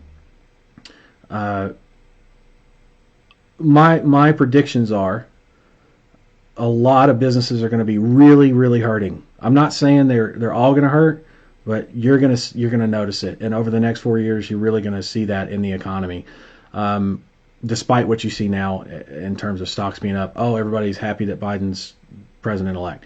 Well, technically he's not president-elect, but you get the point. Like, the stock market is responding to that currently because they're just trying to get some kind of certainty in life. But that's their job. That's what they do, is try to find certainty in an uncertain world. Good luck with that, right? For the stock market guys, for Wall Street. But the idea is this: if he's in, he's already made very clear what his policies are going to be, the taxes that are coming. There's a lot of crazy. It makes me sound like I voted Republican. I'll get to that in a second. I did not vote. But there's a lot of shit that's coming that's like, woo, that's bad for business. Let me tell you, bad for business. That's good for us, though, as pay-per-call owners, agency owners. Why? Because now the businesses need us even more than ever. Even businesses that may have not needed us 6 months ago, we're talking after January, need us now more than ever because of the kind of stuff that's coming. Okay, I'm telling you. Now, if Trump's in, then the business goes where it's always gone. There's going to be more production. It's going to keep going up. There may be some not a plateau, but like a dip for sure. Like, we're still going to feel the effects. But if there's anybody, I think that we've seen over the last 4 years that has a profound, not just an impact, but a profound impact on improvements in the economy, it's been that dude, right? Whether you love him, hate him, doesn't matter. Whether you voted for him or not, doesn't matter. Now, that means business as usual for us, pay-per-call agency owners. Business as usual. Life is good, business is good. How about some more? That's the angle. Not really angle, but more of that's the strategy. Whereas the obligation becomes even heavier if Biden actually becomes president. You're going to have much more pressure and focus and obligation to help these business owners. I'm telling you straight up, that's how it's going to be. So those are the two ways things can go for the pay-per-call agency. Now, I say all that so that you understand I am human. I'm an American citizen. I have the right to vote, and I choose not to vote. Actually, my vote is a non-vote. My non-vote is a vote, rather, because I don't believe in the system. The system is broken. I don't believe in the candidates. I think they're all full of shit. And now you see the personal. Now you see the full transparency. Like, I gave you exactly business-wise what it's going to look like one way or the other, what to look out for, what to expect, how to even pitch based off of that, by the way, to new clients, to talk to your existing clients about why it's so important to continue doing business together, what's coming, no matter how you voted, what you believe in. I can't say I'm unbiased, but what I would say is, because a lot of people say, well, you sound like you voted for Trump. I did not vote. I'm not even a registered voter. I've never voted in my entire life. And I say that having served in the armed forces. So it's like, well, that doesn't make sense. How does he not vote and not believe in voting if he's served in the military? Because I believe the system is broken. That's why. I believe in serving my country, but I feel that voting is a disservice. And if you need any clear proof of that, take a look at what's going on right now in the elections. And let's all not pretend that it hasn't been happening for decades, okay? So that's my personal opinion, and I'm more of an issues guy. I'm not a party guy. I'm not a Republican Party. I'm not a Democrat Party. I believe in the Second Amendment. I'm an issues guy. So I believe in the right to bear arms. I believe in the right to free speech. I believe what's going on right now is an absolute crock of shit.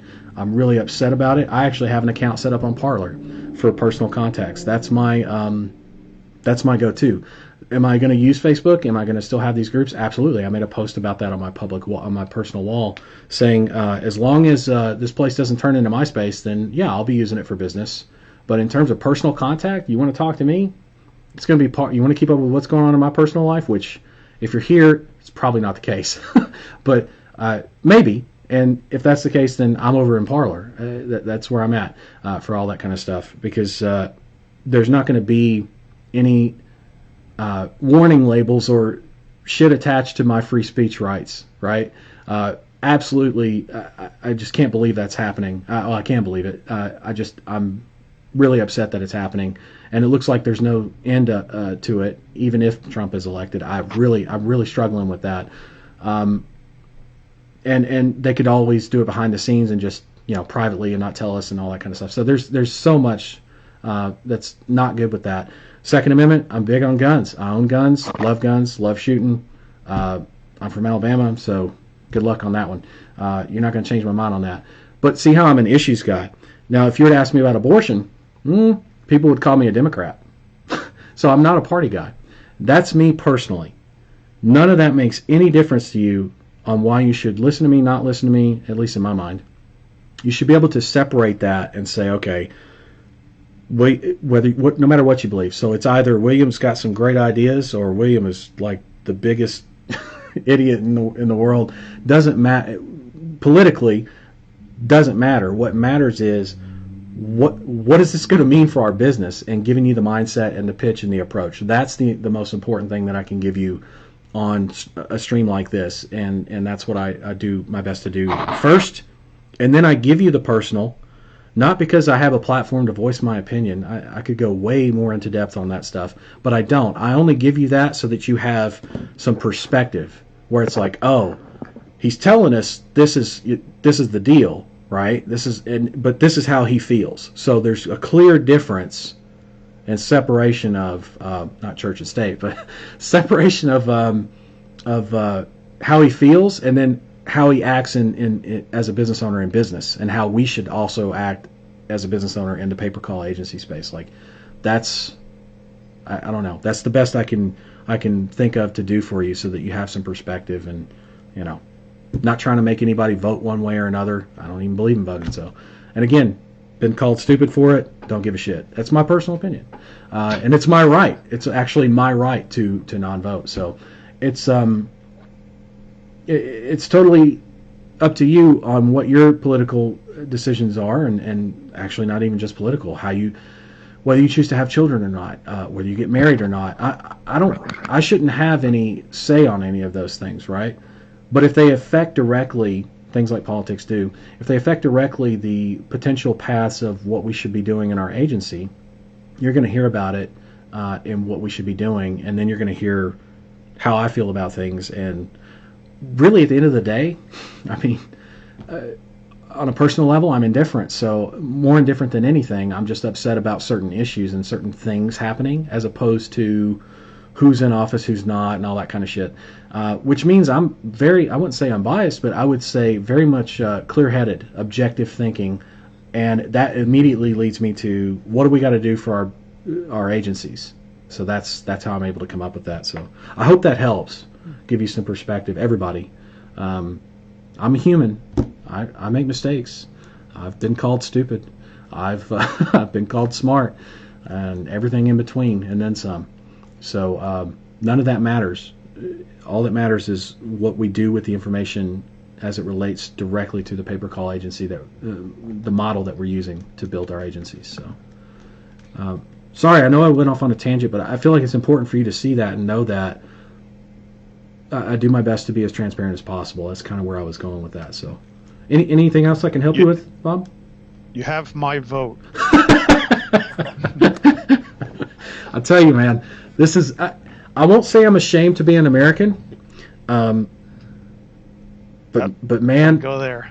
But man, I tell you, well, keep in mind, like, there's a lot of people that there's so much going on that I just well, another thing, I don't believe in prayer. That's not a thing for me. Right or wrong, however you feel about it, doesn't matter. There's no way to really relate that to the pay-per-call agency and what we should do, so it's more of a personal opinion or a personal belief. But I'll tell you something. I really, if I did pray, I would be praying right now for not just the American people, but for humans, the human race, and how we the choices we make to coexist peacefully and live with each other. Seriously, we can do better than this, and we will do better than this, or we're going to end up killing each other, and that's crazy. That's crazy. I'm not okay with that, and so, again, I'm not ashamed to be an American. I just I know we can do a hell of a lot better than we're doing on a lot of different fronts, and I'm waiting for that. No one person's going to unify us. That's not how shit works. Not really, unless you're looking for a dictator, and if you need references on that, then look at your history. We don't want that. Nobody wants that, really.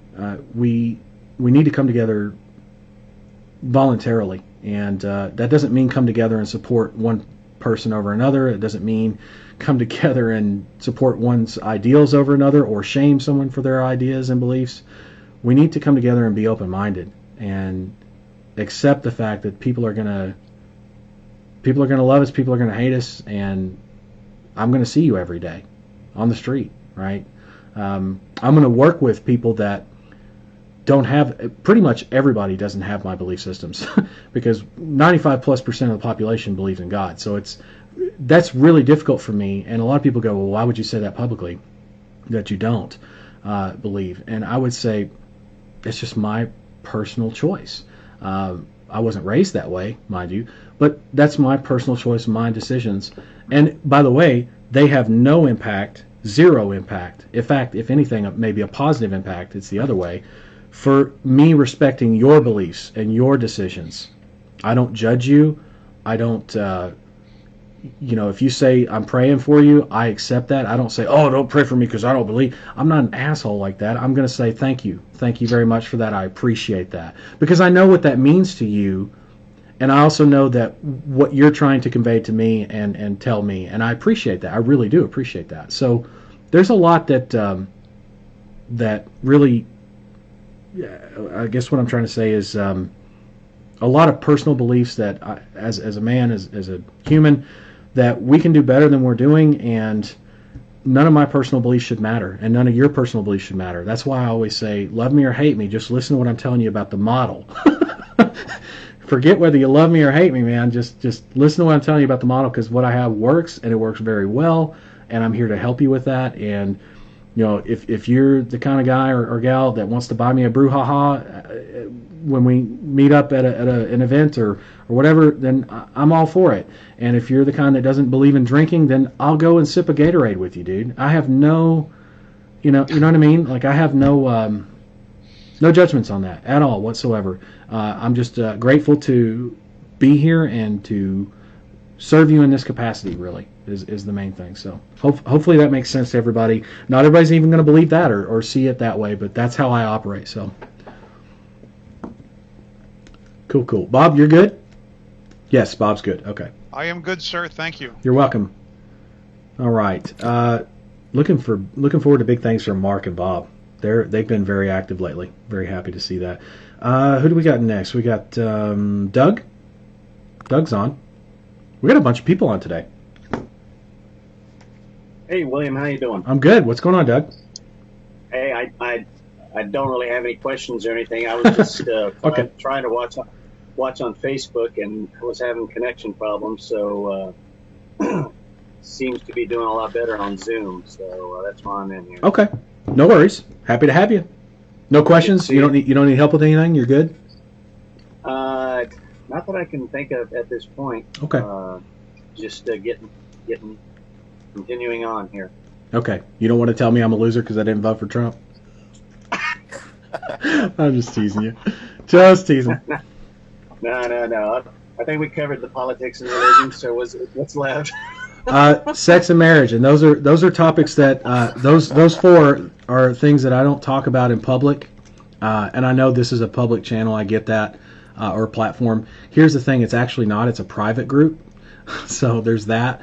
But also, again, just as how it relates to the business model. So sex and marriage doesn't really kind of play into it. Marriage does a little bit, because I have members that are married, and that means that currently married and members that have recently been divorced, and all kinds of scenarios that play out with marriage and children even. And so there are, let's face it, you don't want to talk about your children and your marriage even with strangers unless you really need some help or some guidance. But I'm only going to give that to you as it relates to the pay-per-call model, because a lot of times I've actually had an unsupportive spouse. I was married at one point. I know what that's like. I know the weight that brings to everything you try to start.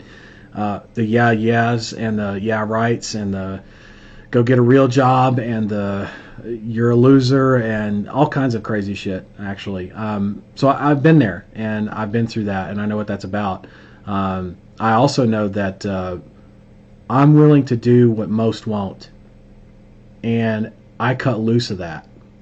And not just that person. I mean, I cut loose of all of that. Anytime that pops up, and it's like, anybody ever been to like a Chuck E. Cheese or a game place and played that whack-a-mole game? Anybody? Yes. You know, where you take the mallet and the gopher pops up or a mole pops up and you whack it, right? And then sometimes there's two or three popping up at the same time. You got two hammers. That's what happened. It's not a one-time thing. People will constantly test that boundary, if you will, that limitation that you've set, that you should have set if you haven't already, of no negative energy. I don't give a shit if I put a ring on it 10 years ago. Woman, I love you, but you're not going to bring negative energy to me. Or you're going to find a new man to go sell that shit to. But that's me. And again, I'm not saying go get divorced.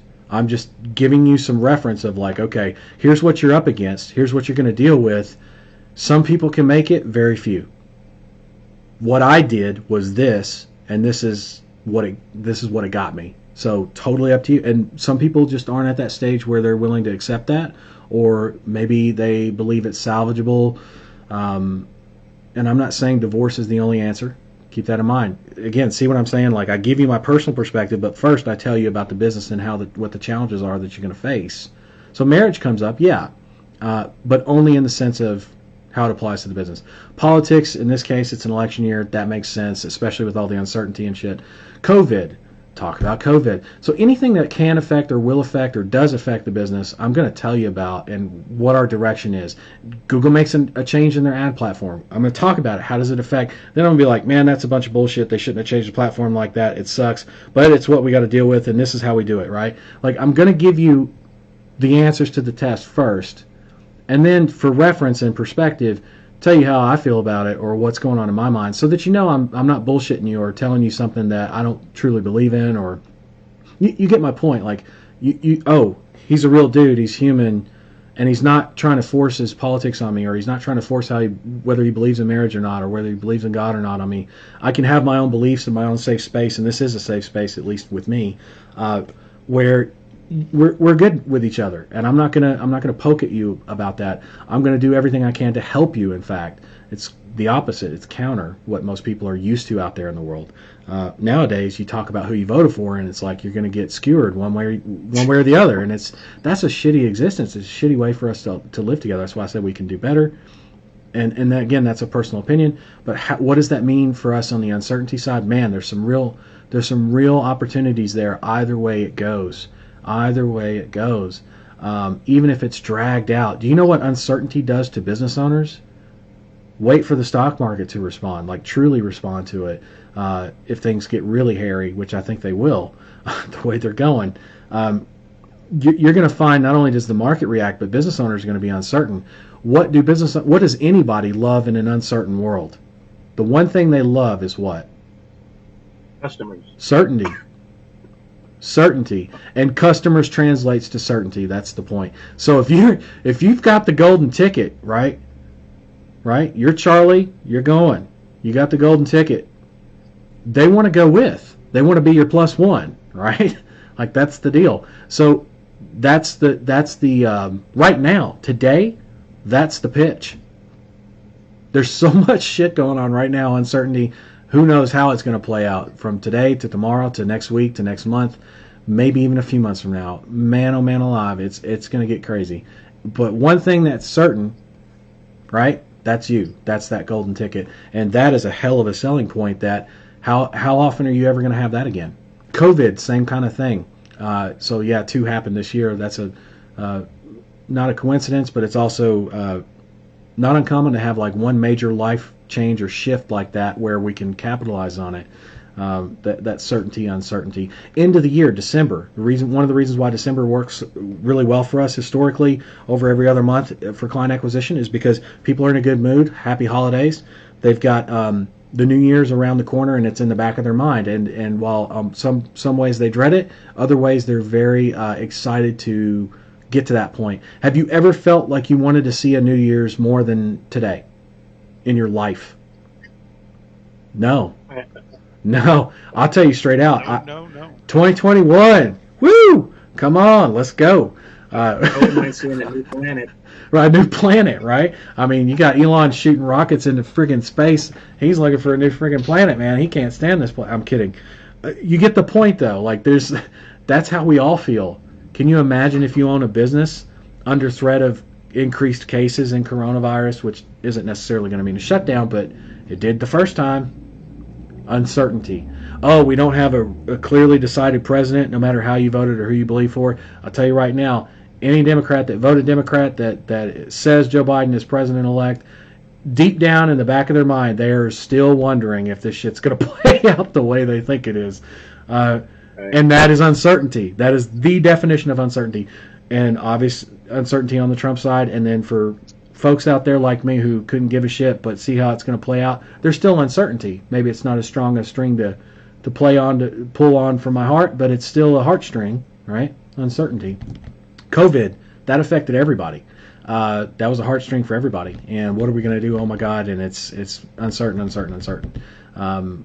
There's a value to that, right? But I've got to give you my perspective so that you not conform, because I wouldn't encourage anybody to do what I do. But I would give that to you. I would be doing you a disservice if I didn't tell you. So, like, even let's say I did vote. Let's say I voted Republican, because if I were to vote, I probably would vote Republican. Sorry, judge me all you want. I don't give a shit. If I voted, though, I sound like OJ. If I did it, if I had voted, I would have told you that I voted Republican, and that yes, I understand that means I'm committed to a party and all that, or maybe I'm not committed to a party, but I just ended up voting Republican this time because there are registered independents that could swing either way, right? Those kind of people, which pretty much have the same beliefs as me. They just still believe in the voting system. That's on them though. The idea though is if I voted Republican, I would be the kind of person that would have the courage to tell you that I voted Trump and take any kind of, well, you suck because Biden's president-elect backlash. And I do that strictly because of the value that you're going to gain if you have an open enough mind on what it means for the pay-per-call agency, no matter who's right or who actually won, or during the time of uncertainty up until that's decided. You can capitalize on all of it with the answers I just gave you. So who cares how I voted, but I still give it to you because I believe in transparency, 100%. Well, I appreciate your honesty about all that stuff and sharing that, because it does. I mean, they're good little insights. You don't have to. Well, look at it this way. You don't have to wonder unless you don't believe I'm telling the truth. You can look up and see if I'm a registered voter or not. I'm not. I'm 36 years old. I've never voted in my life. You can look up my military history and see that. You can look up a lot about me. And you're going to see that I'm telling the truth and be like, okay, so he really didn't vote then, because if he's not even a registered voter, then he didn't vote. Now you know, like, you can't call me unbiased because I'm an issues guy. I definitely have opinions about those things that I mentioned, and then some. I believe in gay rights. Makes me sound like a Democrat. Like, I believe everybody should be able to be as unhappily married as they want to be, right? That's the old joke that I made. I believe everybody should be able to identify with what they identify with. But that's I'm 0 for 2, so see what I'm saying? Like that's my personal opinions though. But why do you even need to know that? Because I told you all about how the politics and beliefs play into what we do as a business or what we're building as an agency, and I think everybody gets that. I don't think there's anybody that's unclear on that. But now you know without question. You're not laying awake wondering at night, man, is he a Republican or is he like? Now you know you can sleep well at night because you know it doesn't matter. Because I'm gonna shoot you straight. If you ask me, even I'll tell you. Try to keep it related to if it impacts pay-per call or not. I don't want to just be answering a bunch of ask me anything questions. It's not a Reddit thread or something. Maybe I'll start one. I don't know. But for now, for these sessions, keep it focused on the pay-per-call agency and as it applies. But I felt it important to talk about that because there's a lot of that going around. And the last session we had was the 20th of October, because we do these on the 14th and 28th, and that was pre-election. So it's kind of like lots happened in the last 17 days, right? So yeah, I felt it important to address that for everybody so that they know that a lot of people look at uncertainty and go, "Oh man, this is bad." Change is actually good if you look for the ways to capitalize on it. Got to be a capitalist, I guess. Can't be a communist and do that. But if you're a capitalist and you're trying to grow a business, you got to look for the advantages, the silver linings that it produces. Either way it goes, and it's not just elections that's that way. It's COVID. It's it's changes in ad platforms. It's changes in ad policies. It's changes in, you get the idea. It's changes in everything. You got to look at it as where's the beef? Where's the good stuff at from this that I'm seeing? Because everybody else is freaking out about it, and I'm cool with it because of this, and this, right? And that's how you can keep a cool head and keep moving on business wise, right? Now, personally, your life may go to shit because of your personal beliefs being attacked one way or the other, and I don't really have anything for you on that, man. I wish I did, but I'm not, I'm not an all-powerful being, so I don't really have any control over that. All I have control over is what I do and what the message that I deliver, which is, hey, here's how you can totally capitalize on what's going on right now, tomorrow, next week, next month, and over the next few months at least, from all this kind of stuff going on. And yeah, I think it's important. Anyway. Hey, well, just one more quick question while I have you. Shoot. Election aside, yes. After the first of the year, what is it? In the first quarter, is there anything that we should be thinking about? After the first of the year, that a slowdown or I don't know, anything that you can think of that might affect business? Yeah. Actually, even this month and next month it could happen. It depends. I mean, cases are on the rise for COVID. You see that all over the mainstream media. And which I don't watch mainstream media, again, makes me sound like a Republican, but I just don't believe in people trying to sell horseshit. So if you look at mainstream media, though, I do look at it from time to time because there's many different types of horseshit that they try to sell. So maybe there's some that needs to be paid attention to more than others. And what I'll tell you is this: everybody's focused on the number of cases, the number of cases, the number of cases. What you should be focused on is the mortality rate. Has it increased? If the death rate has increased, then look for quarantining measures to be put in place, no matter who wins office. At the very least, quarantining.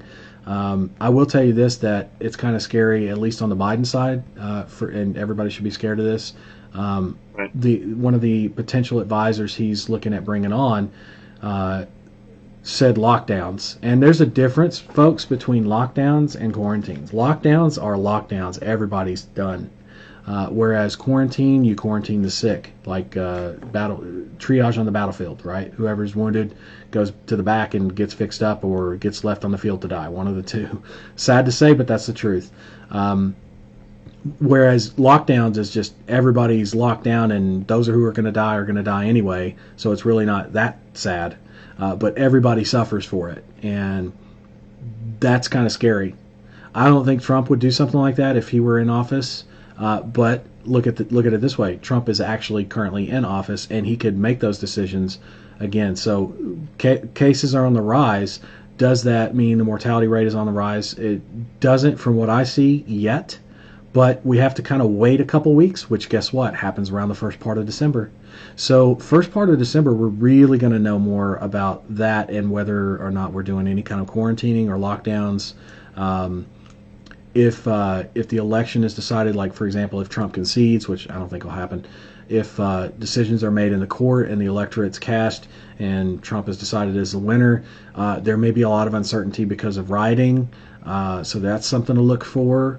I must say, I'm not dedicated to any one party, and I don't vote. But if there was one party to look at and say shame, it'd be for all the rioting and crazy shit going on, because you don't see Republicans in the street doing that. I'll tell you that. That's amazing. I know. But it is what it is, right? If it happens, it's something to keep an eye out for in uncertainty. If after inauguration, a lot of executive orders, Biden has sworn to reverse them. like every one of them. And there's a lot of there's a lot of executive orders that would be reversed, and a lot of them that I feel that shouldn't be. Things that deal with border protection, things that deal with immigration, in a positive way, I might add. Things that deal with tax cuts, things that deal with everything that can affect us and impact us on an economic level almost immediately, regardless of whether we do shutdowns or not. And he's got advisors that are floating ideas of 6-week shutdown or lockdown. I don't know how we survived the first one. I really don't. It shouldn't happen again. It can't happen again. And if it does, you're liable to see uprisings and riots and uncertainty in the street based on that. So there's a lot that, even outside of the election, that can, based on the leaders and who's in and what they decide to do and what actually happens, like I said, rising number of cases, Trump's currently in, and he can make decisions today that impact us directly, or create more uncertainty or create more certainty, one of the two. And same to be said for Biden if he's sworn in. So that's what I would say about that. And that's also why I believe in doing calls like this. Like as we move along and more staff are brought on, you're going to have other training sessions with other staff, not just me. But you're always going to have the 14th and 28th in the main group with me, right? So you may have other bonus sessions and stuff like that where you can reach out, direct live support, that kind of thing on a Zoom call. Yay, right? Bonus. But you're always going to have the 14th and 28th so that I can talk to you about shit that comes up that's relevant, like this, where it's like, oh, well, I've got a lot of uncertainty right now because Google just changed this in the platform, or I've got a lot of uncertainty right now because there's riots in the streets and I don't know if it's a good time to prospect right now. What would you do? How would you do it? What do you think? What are you doing? Those are questions that I feel like would be better aimed at me actually still having sessions, conducting sessions like this. So you'll never see these go away. You'll see more stuff added, of course, but as time goes on. But I'll never stop doing these. Same thing for the mentorship. I'll always do, for those of you that are in the mentorship, I'll always be there Monday. Will there be other sessions for you in the mentorship? Oh yeah, I have plans to add more. Same concept. Add more, not take away. You'll always have access to me on some level if you want it, and can stand me long enough to get help with the business that you need. I'll be here. So, yep. I'm just, something just popped in my head. What about home health care? Home health? Okay. Have you ever done anything with that before? I mean, with all this stuff going on, it just kind of popped in my head when you were talking. Yeah, home health care is it's more of a state thing. There's a lot of private companies, too. There are, and I'll give you an example. You would think, would you consider, for example, Nevada to be like a retirement haven? I guess it depends on what part of Nevada, really. Well, Las Vegas, rather. Yeah. A lot of retirees here. Maybe not as really? much as maybe not as much as Florida per capita. Sure, yeah. Yeah, maybe not as much as Florida, but per capita, we have a lot of retirees here, believe it or not. Wow. Do you know how many private companies that we have servicing in-home doctor visits? No. Not that many. Like scary, not that many. Huh. Like it took me because my mom needs that actually and has that service. You know how long it took me to find a service to come out and actually have a doctor, like not a quack, but a doctor, a damn good doctor, come out and see her? No. It took me 6 months. Wow. 6 months. And that. Yeah. Yeah, every area, and it's more of a state level, but every and geographic area, even cities based, but more state. It's different every state. Is it possible to do something in that? Healthcare is more for call ads. Is going to be more. Think more along the lines of supplemental health insurance, life insurance, property and casualty, and health insurance. Outside of that, like in-home visits from doctors or healthcare professionals, or even services on the extreme side like home hospice, things like that. There's or what do they call it? Something care. It escapes me. It's like hospice, but it's not hospice. And it's a home-based healthcare where a nurse will come out. That's like end-of-life care. Yeah, it's like end-of-life care, kind of like hospice, but it's not called hospice. It starts with an A. I'm trying to think of the word. Hold on, I'll tell you. I mean, there's a demand for that, but not everybody's dying, so it's like much lower hospice and not assisted living. Hospice care. See if I can find it. Compassionate. Starts with an A. Oh, no, it doesn't. It starts with a P. Palliative. Palliative care. Palliative. Yeah. Huh. Yeah, palliative care. Or palliative care. I don't know. However you say it. But I always heard palliative care. That is, there's a demand for it, again, because there's retirees here, retirees in Florida, so it is geographic. But is it a call ads kind of vertical? No. I mean, because my mom has actually entered and exited palliative care a couple times.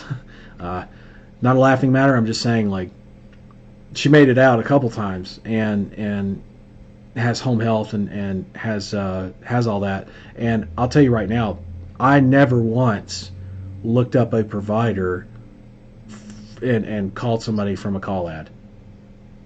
Okay. It was direct conversations, and this is going to be. I'm not saying that there aren't people that do that. There are a couple, I'm sure, out there that would do that. But most of those contacts came from a list or direct referrals from hospitals and doctors, right? Straight up, that tell you here's who's in our city, here's the phone numbers and contacts and all that kind of stuff.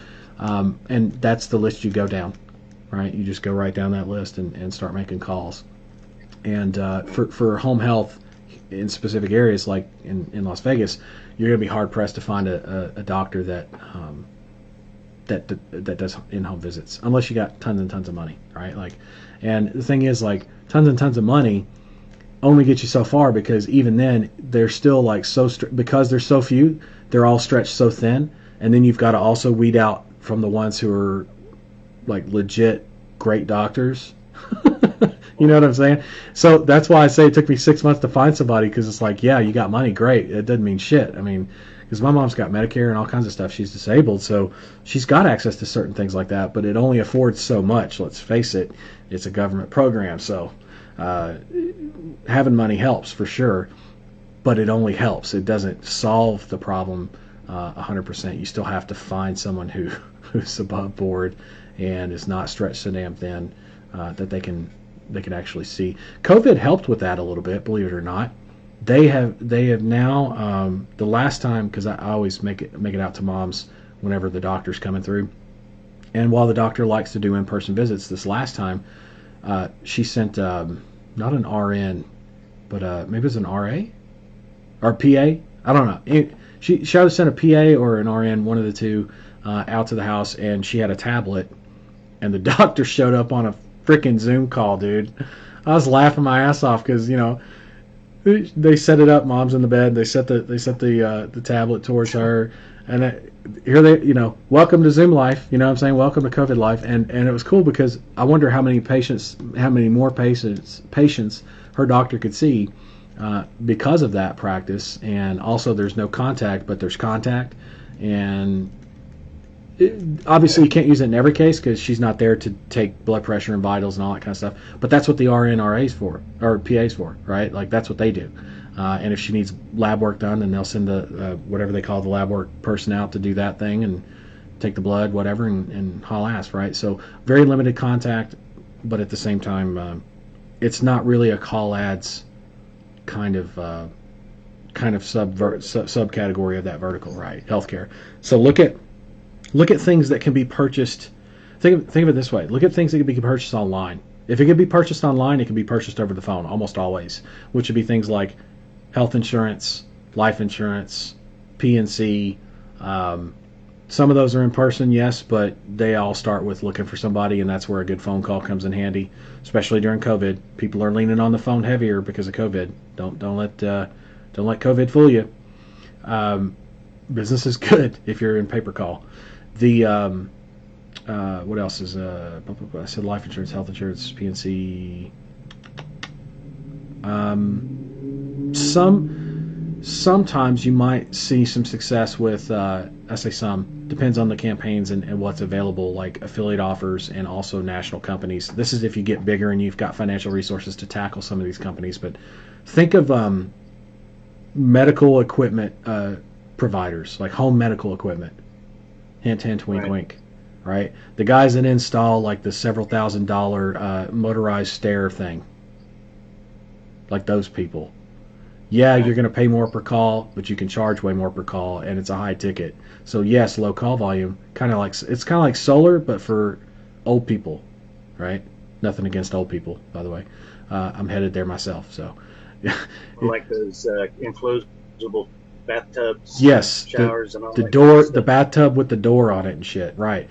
The wheelchair ramps, the chairs themselves, and what's cool about those places is a lot of their businesses accept things like Medicare, Medicaid, right? And so it's much easier for I'll give you an example. Not that my mom needs it, but like when the last chair she went to get, she used her Medicare and she only had to pay, I think 20%, and it was like a $1,600 chair, I think. Wow. And you see what I'm saying? Like that was a big deal. She actually didn't pay anything for it. I did, but I only paid 20% because I were Medicare. Right. So it was a great deal. But the point is, could you imagine what if because there are people out there that don't have me to support them like that. I'm just saying it's a sad thing. It's a crying ass shame, I would say. That we've got people, but that's the case. We've got people out there that are looking at medication in one hand, food in the other, and they're going, which do I do, right? I get that. How do they buy a chair? Even though it's 80% off, basically, to them, how do they even buy a chair at a basic level? And that's where a lot of the deals that they get are people that know that they're going to need the Medicare or Medicaid, and they use it because they know that they're going to get the best deal possible. And so there's a lot of value in that. Picking up a client base that you wouldn't normally have access to without it accepting Medicare or Medicaid. So, and they get to bill Medicare or Medicaid for that stuff, right? So the trade-off, they're still getting paid. They're just getting paid from two different places: 20% from the patient, if you will, or customer, and then 80% from the government, I guess, basically. So the company still gets paid. They love it because they're still getting paid. So if you can provide deals like that or phone calls like that all day long, baby, they'll take. And higher ticket stuff, my God. And usually what happens when I'll give you a great example. War veterans, wounded war veterans that come home, dude, he just lost a leg or he just lost both legs. He's in a wheelchair for the rest of his life or something like that, right? He comes home, the entire home has to be retrofitted.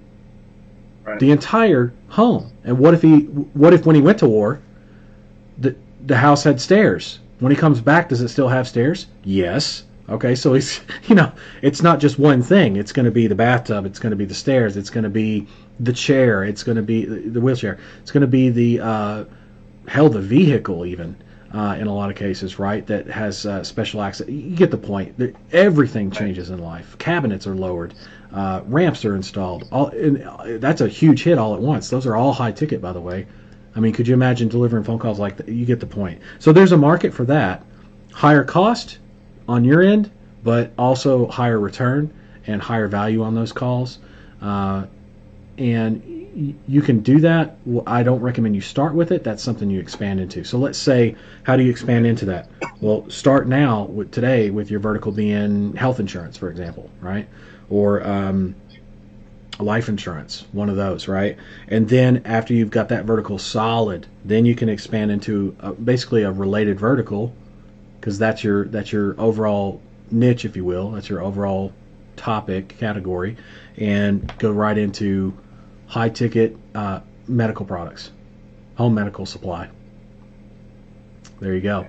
And then there's stuff like catheters. There's stuff that has to be bought on a regular basis. That's home medical supply. Even diabetes. What's that old Quaker Oats guy with the mustache on the horse talking about diabetes? Diabetes. It's diabetes, right? Diabetes. You got to have supplies for that the rest of your life, or as long as you have diabetes, right? Like you got to have it.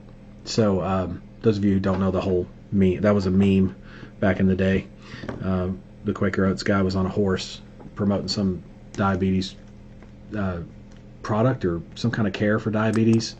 And I remember that guy. Yeah, he died, believe it or not. yeah, well, eventually, I mean, he was old as balls. I mean, he lived a long life, though. I'll tell you. He did. He was. He also did that Christian show. I remember that when I was a child. He was like the grandpa in it. Anyway, he's been around. He did the Quaker oatmeal commercials. You might remember him from the old biker mustache looking deal. Yeah. And Oh, I think I know who you're yeah. talking about. Yeah. And he always said he had that accent. Not that I can judge or anything, but he always said diabetes. Diabetes. Right. Cracked me up. Gosh, his name's right on the tip of my tongue. Yeah. I know who you're There's talking a about. there's a remix. You guys are gonna laugh. There's a remix on YouTube that you could find of the diabetes commercial that I'm talking about, where he's on a horse and it's diabetes. Like that's, I don't know why that comes to mind, but I think it's Wilford Brimley, right? yeah, that's the name. Yeah. Yeah.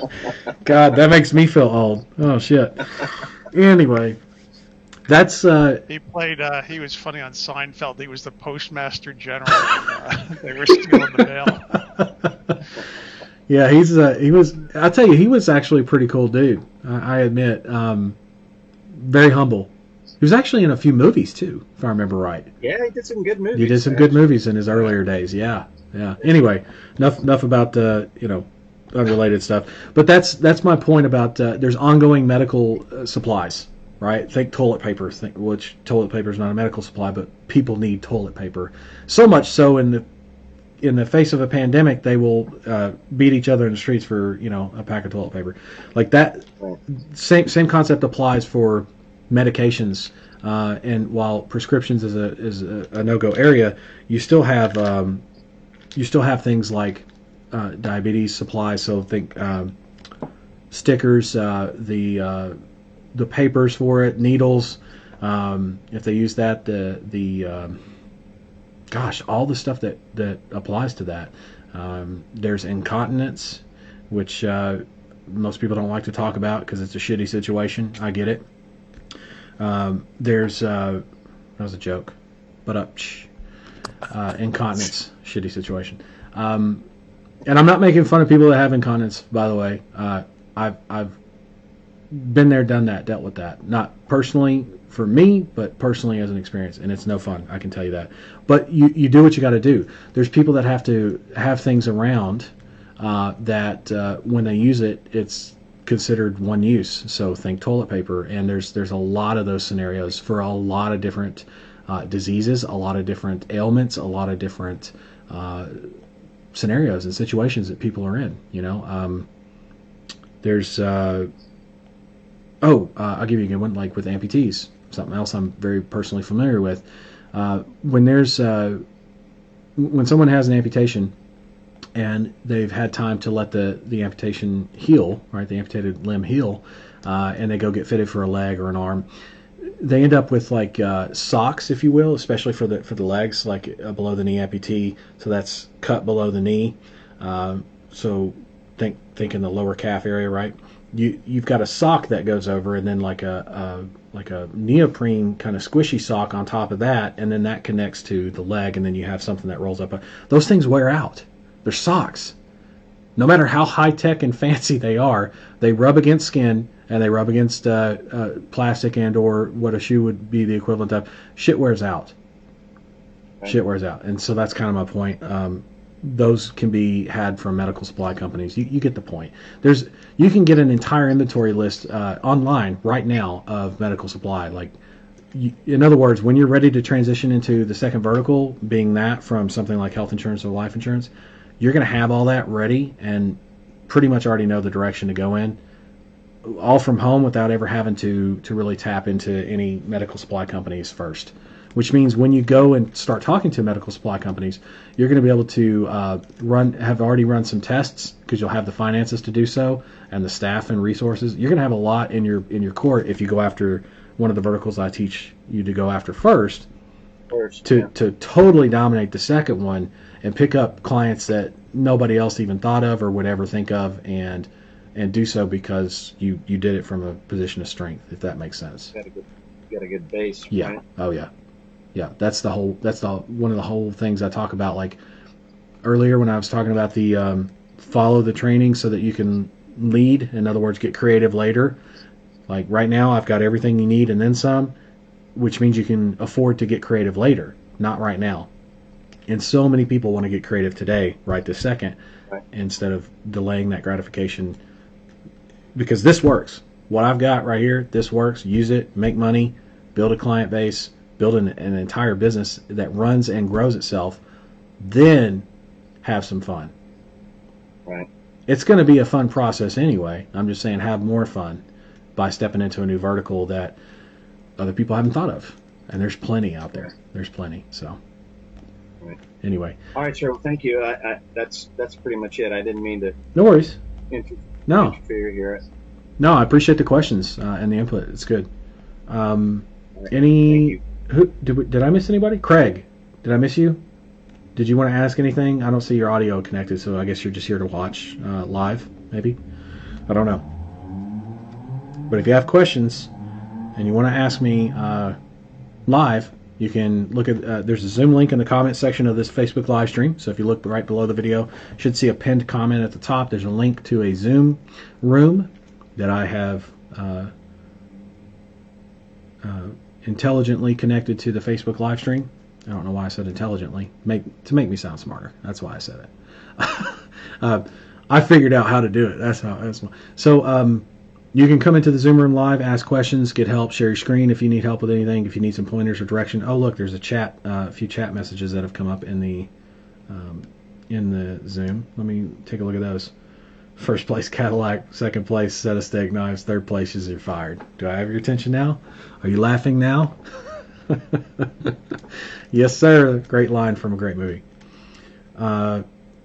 Companies trying to spend money to reduce taxes. Wilford Berman. Oh, people are just responding to some of the stuff we talked about. Coffees for closers, always be closing. Cool. So everybody's listening, paying attention. Wow, that's impressive considering we're 2.5 hours in. Not that I mind at all. I've gone 4 hours, 5 hours, 6 hours before. No problem. I go as long as I need to based on questions and challenges you're dealing with. So keep that in mind. I can't go for 24 hours or anything, but we'll go as long as we can. So that said, though, I want to make this last call. If nobody has anything, because I'm not seeing anybody jump on in the live stream.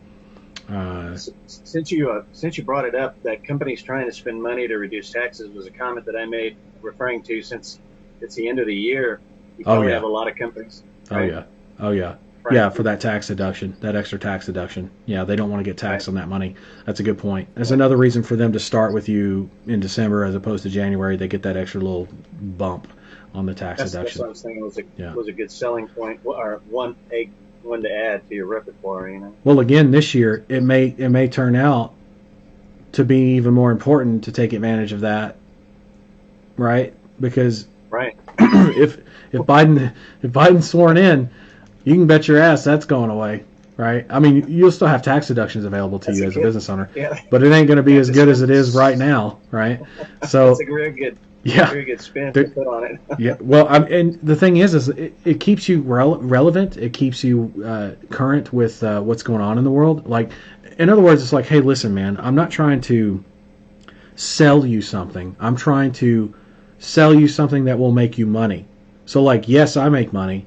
But notice I'm not asking for $5,000 up front. If you want to give me that, we can go. I'll go there with you. But I'm asking you to just leap of faith, start small with me. Let's do this and show you what we can do. That gets you that tax deduction that you can take full advantage of. Who knows where that'll be next December, right? It'll be there, but who knows how good it'll be. Could be good, could be great, could be worse. Who knows? No matter who's in, actually. Who knows? We just don't. And so now is the time, is the point. And so now you're putting the urgency on the time frame as opposed to, who's in office or who's not. And you're making it about the fact that everybody wins because they're going to get clients, they win, they make more money. You're going to get their business, so you win, you make money. And the clients actually, the customers for those clients actually win because they get serviced to the best of whatever the industry has to offer. Right? I mean, everybody wins. They get their problems solved. The company stays afloat, and not only stays afloat, but thrives and does well, and so do you. That's what you're selling. So that's a no-brainer, and by any standard. And then when you start talking about things like, oh, well, the 5 reasons why you should do business with me, excuse me, these are live exclusive phone calls. You've got a back office where you can dispute phone calls. This is all we do. I mean, there's a reason why that is very effective because it's exactly what people want and then some. And it's exactly what the market doesn't really, in most verticals, almost every vertical, doesn't supply. And if they do offer one of those things, they don't offer all of them together, which is crazy. I just don't understand that. Like, why would you not, as a multi-billion-dollar valuated company, why would you not offer everything that you could offer? That makes no sense to me why a company would do that. And it's not just one company, it's multiple companies in our field, in what we do, that have that, not philosophy, but have that way of doing business that people can't stand, by the way. And you have the golden ticket. When I say golden ticket, there's a reason why I say it like that. I mean, those of you who, I know I make a lot of movie references and shit, I get that, but if you haven't watched Charlie and the Chocolate Factory, the original, sorry Johnny Depp, but the original, okay, it's the only, you can't replace that one. Sorry, you just can't. You'll know exactly how important and how much value is placed on that golden ticket, okay? That is a big freaking deal that you have that golden ticket. I've got the golden ticket. You've got it. And you got a +1 on that thing. Plain English. Are you going to be that +1? That's you talking to your potential client. That's the message that you convey. And that's what the sales script helps you do. So now you got to hear me sing. So you've heard it all. now you've heard it all. We don't have to pay extra for that, do we? No. You get that one all for free. Free 99. That one is free 99. Just for you folks. Man, I'll tell you, it's been a pleasure. It's been fun. I've done a last call. I don't see anything coming up, and nobody coming up in the Zoom in the waiting room. Comments. Hold on. I might have missed something here in the Facebook comments, and then we'll bounce. But if you have, this is your last opportunity, last call to ask questions on the live stream. Mark, I'll get to you just a second. Let me read the comments, and then I'll come back to you, Mark, and then we'll bounce. Search the email by title. The LA Desk platform I found is sending some emails to promotions or the updates box. Yes. Good call, Adrian. That is true. Julian called it with Uber Suggest. That's correct. I was trying to think of it. For some reason, I called it the Neil Patel keyword tool, and I found it. But yeah, definitely Uber Suggest. At Mark, Adrian's telling you search the email by the subject title. So he was responding to you. Andy, what does Andy say? William, it's too late for me now. I'll catch you on Monday's call. Oh, you should have asked me. Andy, future reference, and I'll tell you this on Monday when you come on the call. But I'll tell you here now. If you have a question and it's like, Jesus, will he ever shut up? Right? Ask it. Ask it in the comments because I do check it from time to time. Ask it in the chat in the Zoom room. Come on to the Zoom and say, hey, I'm time. Raise your hand. Right? Even if you have to interrupt me. I'm not a total asshole. I'm sure I can be an asshole at times, just like anybody else. But if you interrupt me, and it's for the reason that you have a time sensitive, like you got to go in 30 minutes, and you know that there's other people, I'm sure everybody else would be more than willing to accommodate your questions, knowing that I'm going to get to them too, right? That I just have to go out of order. No big deal. So if you have questions, ask, and ask right away, especially when you've got opportunities like this where I'm live, because now I don't even know what you wanted to ask, and I could have even answered it for you on this recording and then pointed you to it without you even having to be here. That's kind of cool, right? So always ask, especially if it's late where you're at. Totally get that. You're not stateside, and many people aren't, and that's okay. Ask, right? Have it prepped. Ask. Hell, send it through support and say, can you answer this for me on the live stream, and I'll catch it when I get home from work or whatever. Wake up in the morning or whatever, right? For wherever you're at in the world. Always ask. I think that's it on comments. Okay, Mark, what's up? I came to you from a friend. He mentioned your training, and he was running pest control. He was getting pest control calls, and he's already, off to the races. And I compared some of his data with CPCs from Google and stuff like that. Right. And I wanted to hear what you thought about this. Keyword pest and rodent control. Estimated cost per click, $13.60. Right. And he told me how much he was paying. He was paying $4.96 a call. Yeah, and even that's a little bit maybe on the high side. Wow, average. That's crazy. Yeah. Why would they estimate a click higher than keep in mind what is he actually getting calls for? Keep in mind, most people are trying to do what? When they run ads on Google, what are most people that run ads on Google trying to do? Get people to do what? To their website, right? Clicks to website, right? Or in Facebook's language, clicks to website. Same concept. Okay. So when you run call ads, you're running on mobile-only devices for one thing, which, by the way, is not a smaller subcategory or segment of the market. It's actually the majority. Wow. Right? Most people, and by most I mean most, the majority of people use their mobiles to run search now, and it's been that way for years. It's been that way since it surpassed desktop. Mobile surpassed desktop back in. There's a graph showing it. Back in, was it 2017, 2018? At the latest, 2018. I think it was 2017 that happened, and it's not even plateaued. It's still going. So and that makes sense. Like when you look at all the new devices out, and you look at the catering to the market, like iPhone just dropped the iPhone 12, right? Did you notice anything different about this launch with iPhone? I'm sure a few things, but anything significant? Pretty quiet. Well, anything significant about how what they chose to do in this drop of the phone? Like normally when they drop an iPhone, the last few launches, what have they done? They drop the iPhone, but they also drop what? I don't follow Apple too much. Is it like smaller versions of it or something? Well, this time around, yeah. But they had an iPhone Pro, they had an iPhone, just regular iPhone 11 or whatever, or X. And then this time around, they have the iPhone 12 and the iPhone 12 mini. So there's actually a smaller version for people that want smaller phones.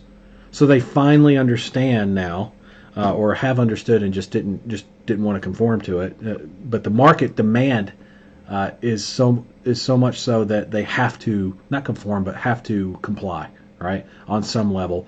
Okay, not everybody is 6'4" and can hold a big ass iPhone 12. You know what I'm saying? Like with the Bigfoot hand. That's my Bigfoot hand. And then. But they need some people are like 4'10" and need a baby phone. I'm sorry, but hey, I'll tell you right now, they're going to sell twice as many phones because they got big and small. Period. There's a reason why they have. The only buddy Go ahead. Oh, sorry. Oh well, the only buddy I have that is buying this iPhone. The last iPhone he had was their other smaller phone from like 4 years ago, and the reason is he's 5'6", he's got small hands. So, See what I'm saying? He didn't want to upgrade because he's like, if I wanted a tablet up to my ear, I would upgrade. I mean, nobody want. This is where we were headed. We were headed to this place where we had this huge, thing up to our head, like an iTablet or a tablet. And by the way, you could argue that they got the idea from Android because I'm an Android user. I know I'm on a Mac. I use a Mac for my workstation, but I use Android for the phone, so don't judge me. If you couldn't tell from politics, I'm all messed up anyway. So if you look at how Android handled it, though, they actually have, I don't know if you noticed this or not, but they had a couple years ago.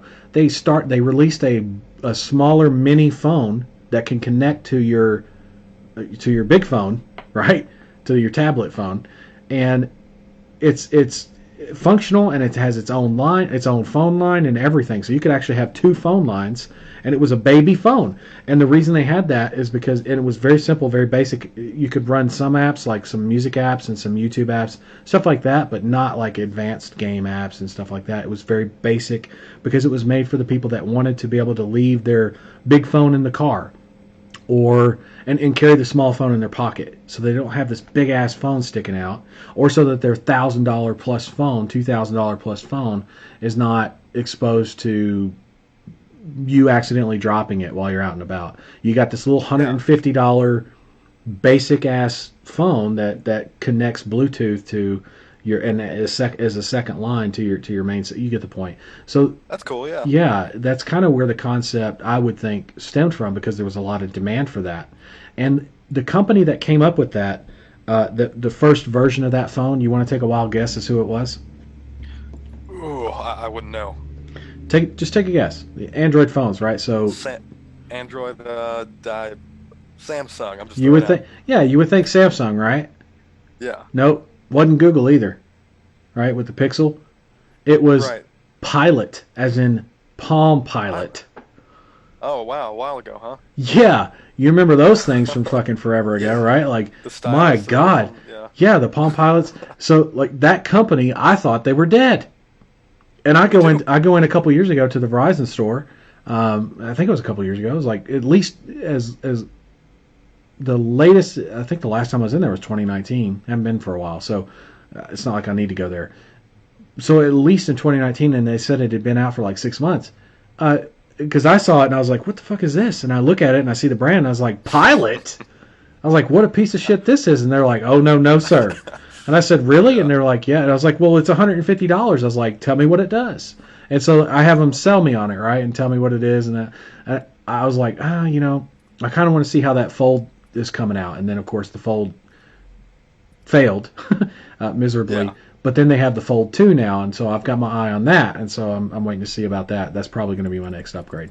The Fold. Yeah, the Fold 2, yeah. Gotcha. Yeah, and mainly because of just what I do and how I do it, I feel like it'd be a good idea to have. And again, I made the joke about the tablet up to the ear. That thing does unfold into basically a tablet. But for all intents and purposes, in my daily use of the phone, I think it would be very valuable to have that. Sure. But that $150, Bluetooth-enabled Pilot phone, I could not believe it. And it was a bestseller. They had it at the front of the store. You know what I mean? Right next to the big dollar phones. And they're like, yeah, you get both of them, hook them up and do this. It was an easy sell for them. It was. So not only is that company still alive, they're very much alive after those sales. And now you start to see iPhone, or not iPhone, but Apple come. Yeah, they saw that. They see that and they're like, oh, okay. And did you notice when they dropped their new MacBooks? You probably didn't if you don't keep up with Apple. They used to have a 17-inch MacBook Pro, right? Okay. And so a 17-inch laptop, and 17 inches back then. I say back then, early 2000s, big deal. Especially for gamers and video editors, things like that, people that wanted to be able to use the screen without having to use a monitor. And they ended up phasing that out back down to a 15.6 inch, so 15-inch screen. They just bumped up to a 16-inch screen on their new drop, on their new MacBook So Pro from drop. 17 to 15 up to 16. Yep, and I think they're heading back that way because they got a lot of complaints from their loyal MacBook Pro base, and they were like, why would you get rid of that? And I feel like their 17-inch MacBook Pro was probably, if I'm not mistaken, was probably one of their best-selling MacBook Pro units of all time because it was a 17-inch unit. And yeah, it was a beast, but that's what people wanted. They wanted this 17-inch MacBook Pro. And now they've got the option for the 16-inch. And if you look at the power, if you maxed out all the options on the MacBook Pro 16-inch, I'm talking max graphics, max memory, max solid state hard drive, all that kind of stuff. Space. It's like a $7,000 laptop wow. after taxes. It's going to be $7,000. Damn. But it is by far better than basically everybody else's computer, unless they have a rack server or some big ass freaking machine that that has 8 cores and shit like that. Because I think the max upgrade on that laptop was 8 cores. You see what I'm saying? Like, Jesus. when's the last time you heard of a laptop having upgrades, even on a PC? Right. Laptop that has 8 cores as an option. That's nuts. What are you doing? Splitting atoms? You see what I'm saying? Like, exactly. Yeah. And they showed the like, it's great for guys like me too, because well, oh, the newest best Mac. No, listen, it's got the ability to. I've got my eye on it because it's got the ability to enhance my live streaming. It's got the ability to speed up video rendering and editing. That's great for training videos and things like that. So instead of having to wait, like, it's 5 and 6 and 8 times faster on a lot of the normal day-to-day activities that I do. So Nice. No brainer for me, and probably for a lot of other people. Plus, it's got a little bit bigger screen. I'm currently working off a 15.6 screen, but I use 4 monitors, so I don't really worry about the screen size. Now, when I go mobile, I've got the triple display, right, that slides out. So that'll be helpful. I'll have a bigger center screen and then my 2 smaller side screens when I'm mobile. But yeah, it's just super beneficial. And my point is, they're catching on to the fact that trends happen that way, and what the market wants, and they're trying to cater to what the market wants more. And that's good. Good for them. I feel like it was a little bit, not too little too late, but there's a huge delay, I would say, in their response to the market, because the people have been screaming about the 17-inch MacBook Pro cancellation for years. And the phone thing has been, something I've made jokes about with holding the tablet up to the ear since 2000 and whatever. Definitely not this decade. It was definitely early 2000s I was making that joke, because the phones kept getting bigger and bigger and bigger, and I'm like, really? Right. This is where we're headed? Well, they were really big in the beginning, if you remember. Yeah. Those were massive. Those were like bricks. Like the Note. Well, you're talking about like the Motorola was the first one we had. You had to pull out the antenna. And it had a little case with it. Yeah. Yeah. It's crazy. We went huge because of the technology and its limitations, to extremely small to okay, let's get bigger again. It's like we're going through these fluctuations, and that's okay. The point is, I guess, just what were we talking about? You were asking me about. I totally lost what we were even talking about. What did I ask about? Cost per clicks being lower than what my buddy was getting cost per call. Oh, and the demand of the market. Demand of the market is going to make a difference. Like, not everybody uses toilet paper, pretty much, right? Very few people don't, and not everybody though has a house that's flooded. Makes sense, right? Not everybody has a plumbing issue. So while you may get phone calls for those, it's not the same as everybody having something. For example, most everybody in the States has a car. Not everybody, but most everybody. There's a lot of cars on the road. Guess what? High call volume for anything car related. PNC insurance, towing, car repair, auto body repair, all that stuff, right? Those are so you get the point. It's all about volume is dependent on that.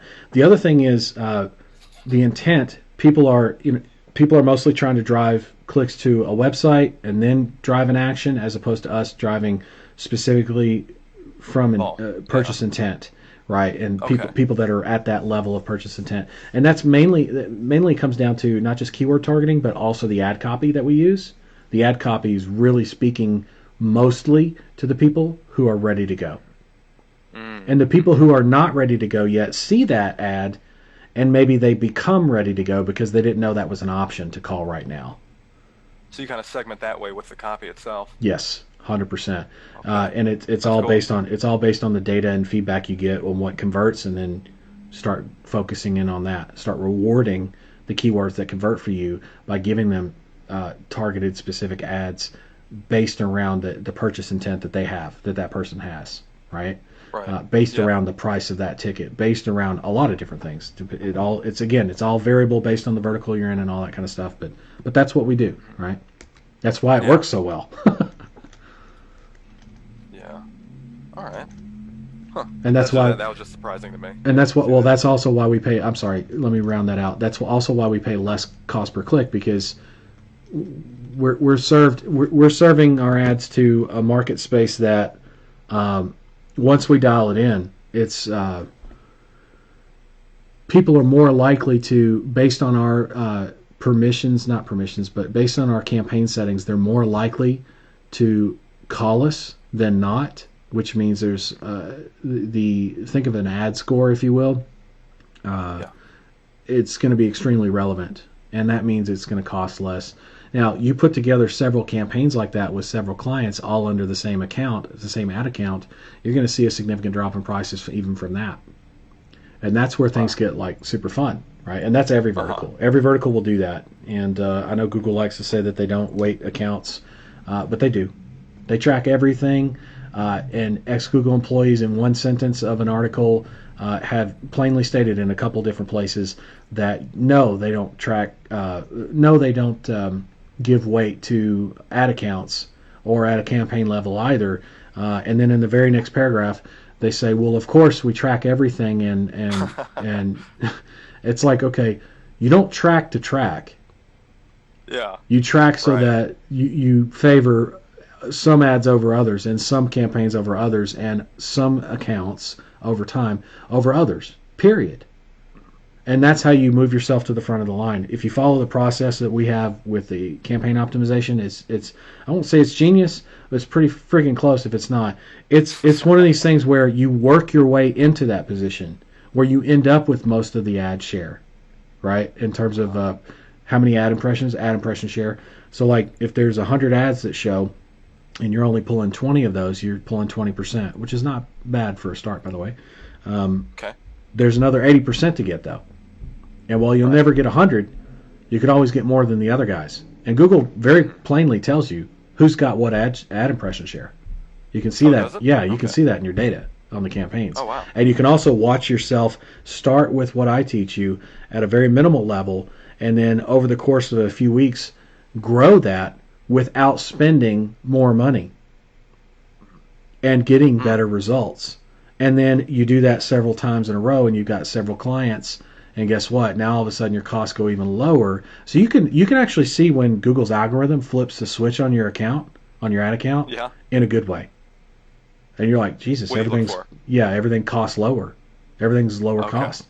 Like all my ads are through the floor, which is great because that means I can drive for the same $50 a day campaign. I can drive twice as many phone calls, or I can drive 1.5 times the phone calls, 50% more phone calls, with the same ad budget. So do you think if you clone a campaign on an account that has a lot of information that's been running campaigns, and just clone that account, put it on a new account, it's gonna be different ad cost? Oh yeah, because you're starting out from a brand new ad account. Yeah, 100%. Yeah. Okay. Yeah. Wow.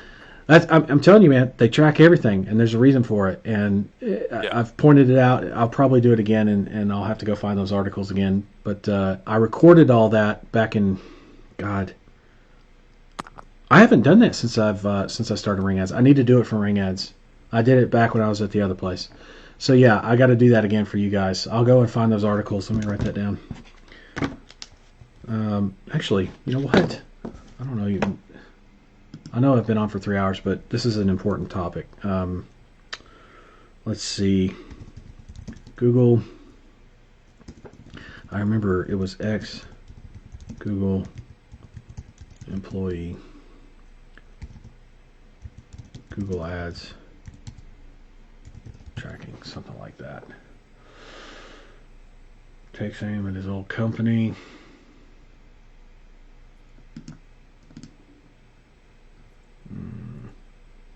Some Google employees defect then rebel. Interesting. That was in 2010.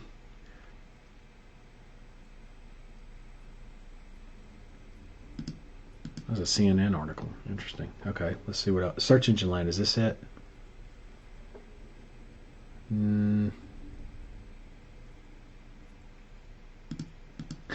This is okay. This might be it. I don't know. Hold on. No, that's not it. That's the New York Times. CNN. I'll write it down, but I'll find it and I'll produce it on the next session. And it's going to be, just so for reference, articles on ex-Google employee. And if I remember right, there were a couple of them, 2 articles, specifically 2, that talked about tracking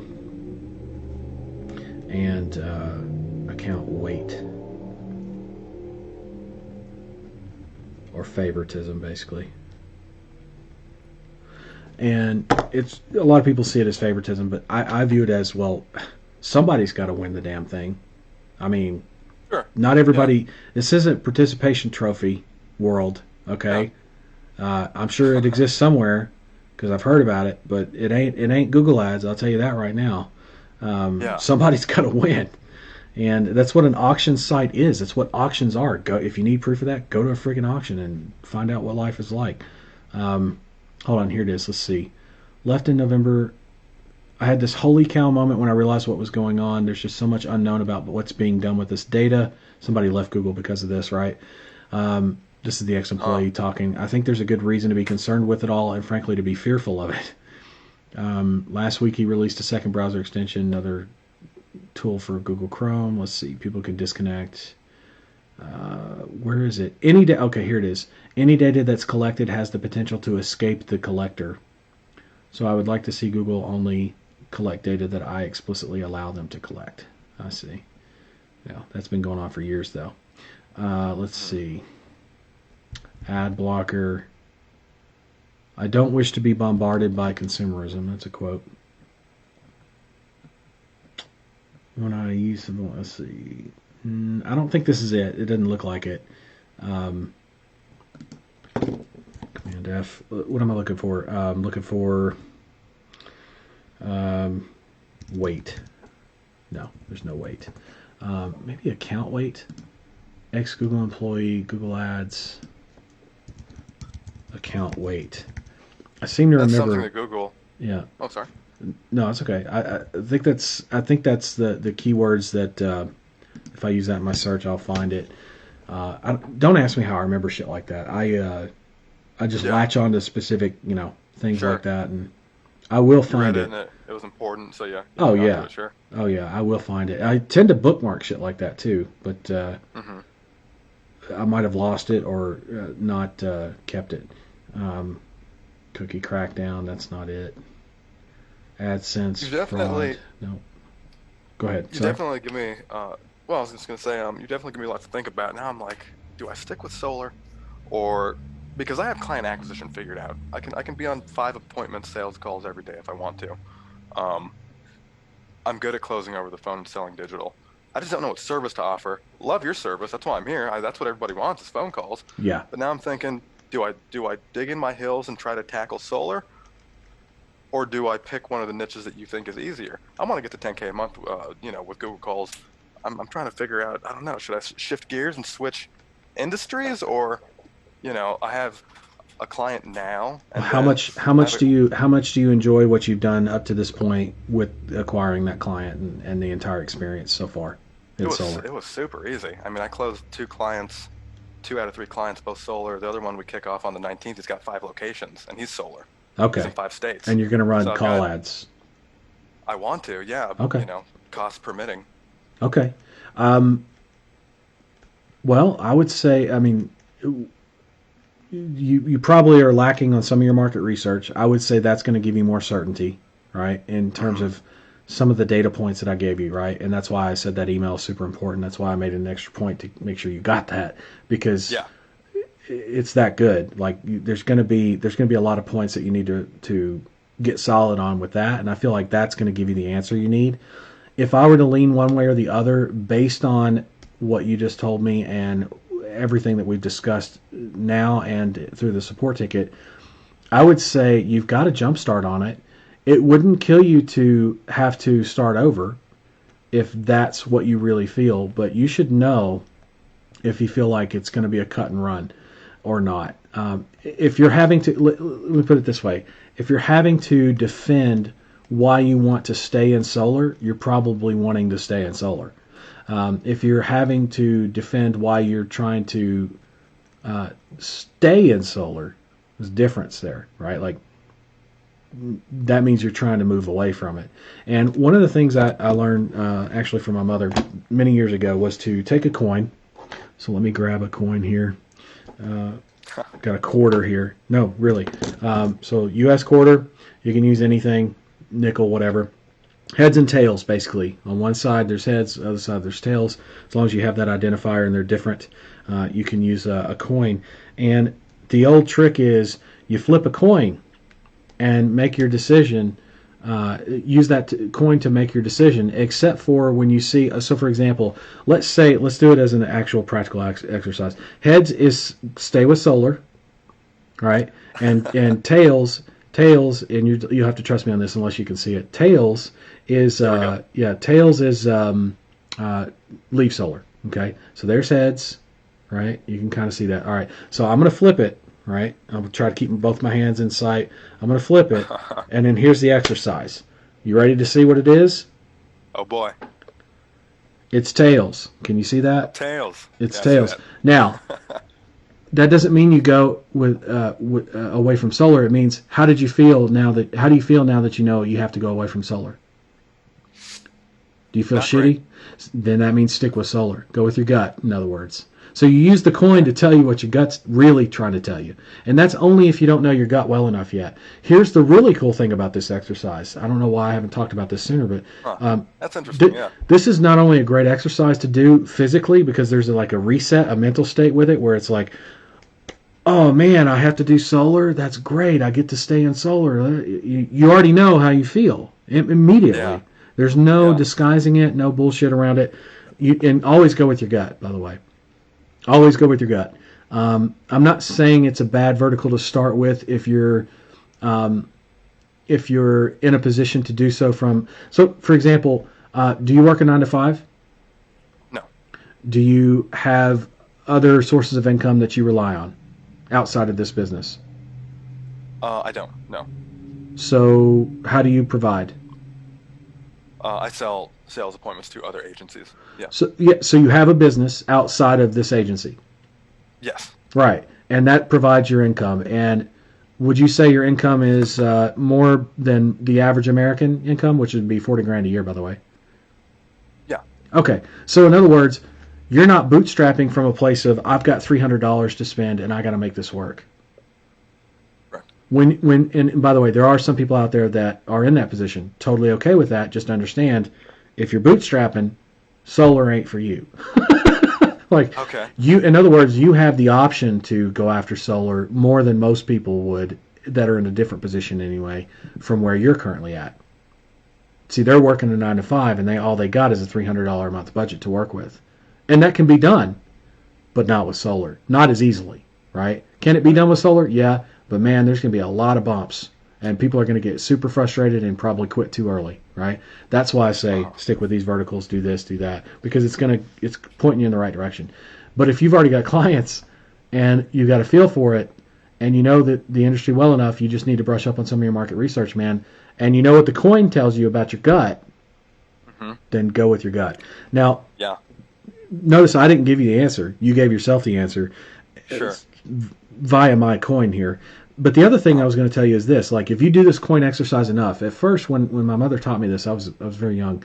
When my mother taught me this, I started using the coin, and then it got to the point where I no longer, and maybe not everybody can do this, but I no longer need the coin to tell me how I feel. I instantly know how I feel. I get that impression. Because I'm so in touch with what it's like when the coin's in the air. Because that's when the decision's made. It's like, oh, I hope it's right. As soon as you say that, whatever insert whatever that was here, that's exactly what you need to do and go with it. And there's no hesitation. Yep. I know that had it landed on heads, I know I would have felt like, cool, I get to stick with solar. That's See? how I would have felt. Yeah. And it's super effective. And again, the coin physically is just there for there for you if you've not done that before, or if you need confirmation on how you would feel about something. I haven't used a coin in a long time. That's probably why I don't talk about it.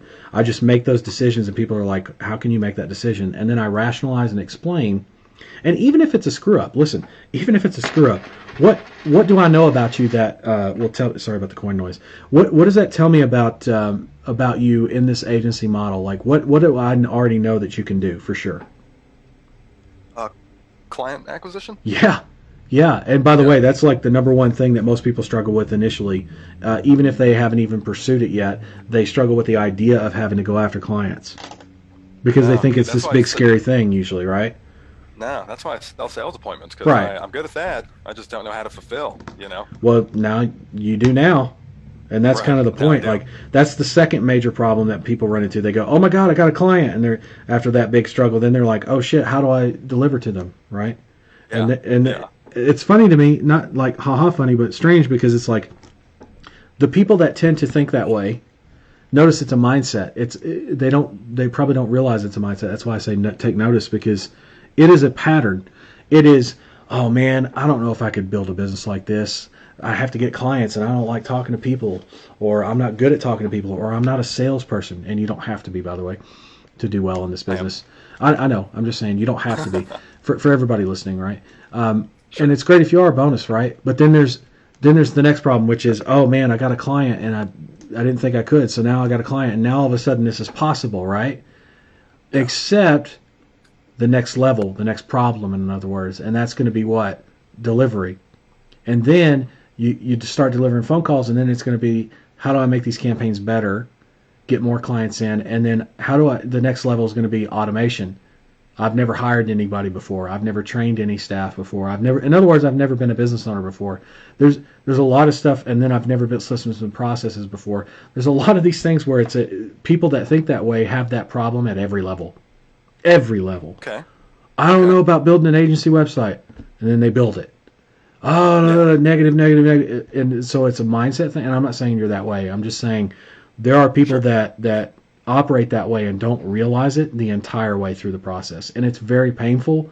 I call it the equivalent of like riding you like a horse in the Kentucky Derby, whipping your ass across that finish line, because that's what it takes. Because those people that think like that and refuse to adjust their mindset in terms of, man, I got all this stuff done, and having more gratitude and no pressure, or significantly less pressure now that they have clients and they see that the phone calls can be delivered and that they're the ones doing it via my help, but still they've learned it and they know they can replicate it. That's the whole point, right? And then they can take it a step even further and actually build the systems and processes and hire and train staff to run and grow the business without them even being the one doing all the work, doing all the heavy lifting. And there's a mindset that comes with that. Some people have it already when they come into the business. You seem like one of those people. Some people don't.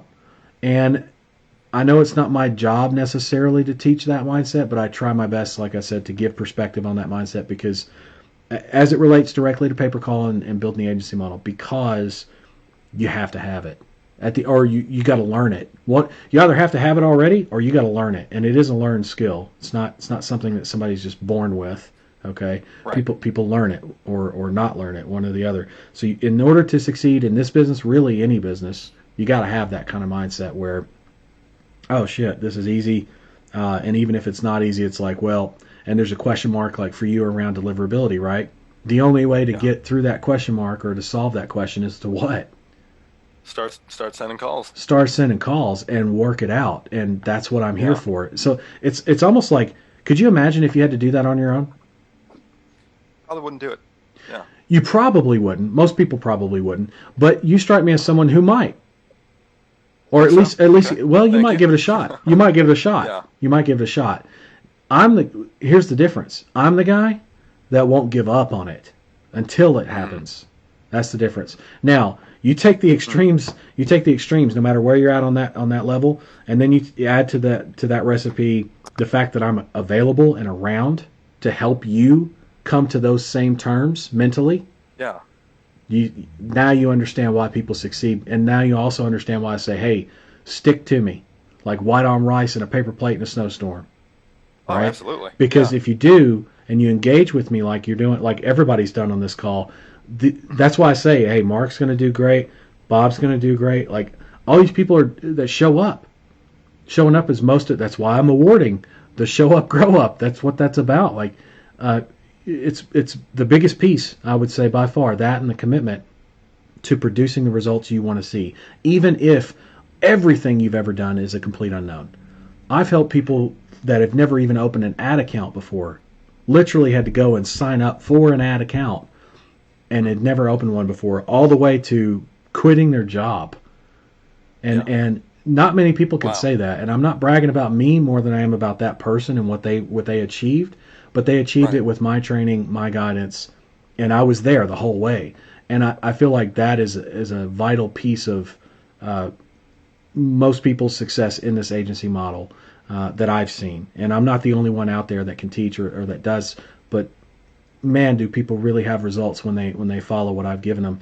And even if there's question marks, I guess that's the point. Even if there's question marks, or multiple question marks, it's more about the mindset. You can't come at it from a negative Nancy way and expect to continue to achieve the momentum and results you want to achieve without having a mindset shift. Now, I've seen people shift midstream, and boy, can I feel it and see it, and everybody else can too. I can see it in your language on the Facebook posts. I can hear it in your tone, in your voice, and your energy on the calls. I can see it in what you got done, what you didn't get done in the business yet. In other words, your enthusiasm, your level of enthusiasm. I see it everywhere, and I know what to look for, so I really see it. And I also know what to do about it and how to help you course correct. But it's still, at the end of the day, I can't be you, right? You can be you. Right. You're responsible for your decisions. I'm responsible for mine. So my deal is to show you the way and lead you to the water and even teach you how to drink. But at the end of the day, you've got to drink. Right. So yeah. Yeah, I'm definitely excited. I'm gonna stick to you. And cool, man. I'm gonna record the sales calls. I always wish I record my sales calls. I'm gonna record them. I'm gonna post them in the group. It's gonna be fun. Please do, because for one thing, you get 50 points a call. Yeah. The second thing is, anytime somebody, and I this is an open door kind of thing. Anytime somebody posts calls up like that, I always do my best to get back to them and give feedback. Now, I say that there's some pending support tickets I haven't got to yet with just that, but I will get to those. They have not fallen through the cracks, and again, human, that means imperfect, but you will get responses on that. You will get feedback, and that's one of the main reasons why I say, hey, put those calls in, because imagine you get a client, you send the call in, and I give you some feedback, and I say, hey, great job on this, this, and this. Add this, this, and this in, and now your second call comes in twice as fast. Your second recording comes in twice as fast, your second client, and then the third, and so forth. And it just makes for a much easier time and process through that whole thing. And anyway, mindset has a lot to do with that for sure. So I'm excited to have you here. I think you're going to do very well, and you're in the right place at the right time. So very, very excited. Can't wait to help everybody with the December Dash. It's going to be a lot of fun. And Julian's asking, is it possible to target Google Ads for voice only or Siri, Alexa devices to connect directly to a service provider? That's a good question. I don't think that's possible currently, but if it is, great. It's not something we're focused on yet. And if it isn't possible, I wouldn't see why it wouldn't be possible in the near future. Julian's also asking, is that 50 points for a closed sales call or for all sales calls? Closed. 50 points only for the closed. If you need help on call recordings that are for clients that you didn't close, then send those in and I'll still help you. But clearly mark those, right? Because I'm going to be listening to them anyway. But yeah, 50 points only for the closed clients. That's part of that verification thing, right? And all the details are in the slides. I'll make sure those are posted in the group and also in the Ring Out software with the replay. And again, remember, it's not finalized in terms of the amounts on the prize levels for the awards. The rules are pretty solid. Don't expect those to change. But on the 28th of November, I will be announcing the final amounts of like the cash and the Dollar Central credit, shit like that. And then I reserve the right to add to it. I think you guys will be okay if I do that. I won't lower it, but I will definitely reserve the right to add to it as we go along. Because there's probably, and the reason I did that, one of the main reasons I did that is because I know there's probably shit that I forgot. Like, yeah, my headphones that I use, the AirPod Pro, cool. Those are things that I see right now because they're things that I use more often. But then there's some books that I referenced. Yeah, you're going to get some of those, but there's some other ones that I just didn't have time to go through my collection yet to reference that I'm going to add. So yeah, I reserve the right to add shit. Absolutely. And also, I'm by me. Yeah, exactly. I would think so, right, for everybody. And also, what if I'm seeing that maybe the incentives are not enough to spur the action that I'm looking for in terms of overall participation, which I think is pretty solid. Nothing I've ever done has ever been half-assed. It's going to be whole ass here, right? So people should be excited about that, even not knowing the amounts yet. Just based on the amount of things that are coming your way, or can come your way if you participate and win one of these things, or multiple prizes, or awards, excuse me. The thing that I find interesting is what if the participation is lower than I want? Well, then that means because I reserve the right to add incentive, I can announce new upgrades to the. You get the idea. I can really just push it past that tipping point to where it's like, okay, I have to do this. Even if I started 2 weeks late, I have to do this because it's there for the taking, or this one thing is there for the taking, or I'd be crazy not to go after it hard for the next 2 weeks. You get that. Be silly not to, yeah. Yeah. So that's why I reserve that right. It's to push you harder. Yeah. But that's cool because by pushing you build your agency, you make profit. Next year is going to be a hell of a year for you no matter who's in office, right? No matter if taxes go up or not, you'll laugh. You'll be laughing all the way to the bank saying, "Here, take the tax money," right? And sure. that'll be a great time. So yeah, man, I'm grateful to be here. Happy to serve you folks. And if you can't tell, I'm excited about December Dash. I'm always excited about stuff, but this is... I'm really proud of this, and I don't like to toot my own horn too often. I'm very proud of this because I know not of what I've done, but what you're going to do because of what I've done. And I feel like that's cause for celebration for everybody. And absolutely, yeah. All right, so let's bounce out of here, folks. Great talking to everybody. Mark, again, welcome to the mentorship. Happy to have you there. Our next call is on Monday for the mentorship, right? Monday noon Pacific Standard Time. So same time, but on Monday, and it's in the mentorship group. So just be aware of that. And for those of you that didn't know, we have a monthly option on the mentorship, and you can find that at ring-ads-mentorship. You can find it there.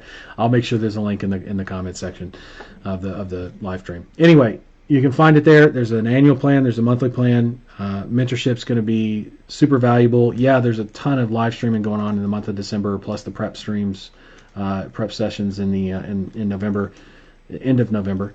But man, the mentorship still gets Mondays, right?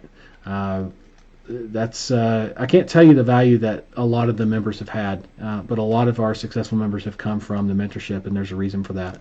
Not because they paid more. It's not that.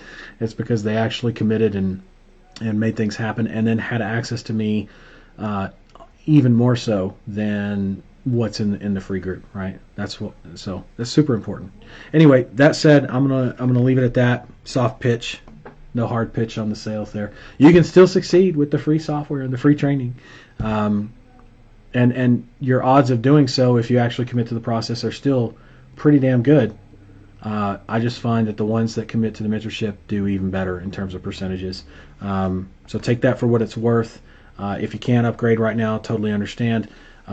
Then your goal should be to use what you have access to today, right here, right now, in the free group, in the free training, in things like December Dash, take advantage of that, win some cool shit, right?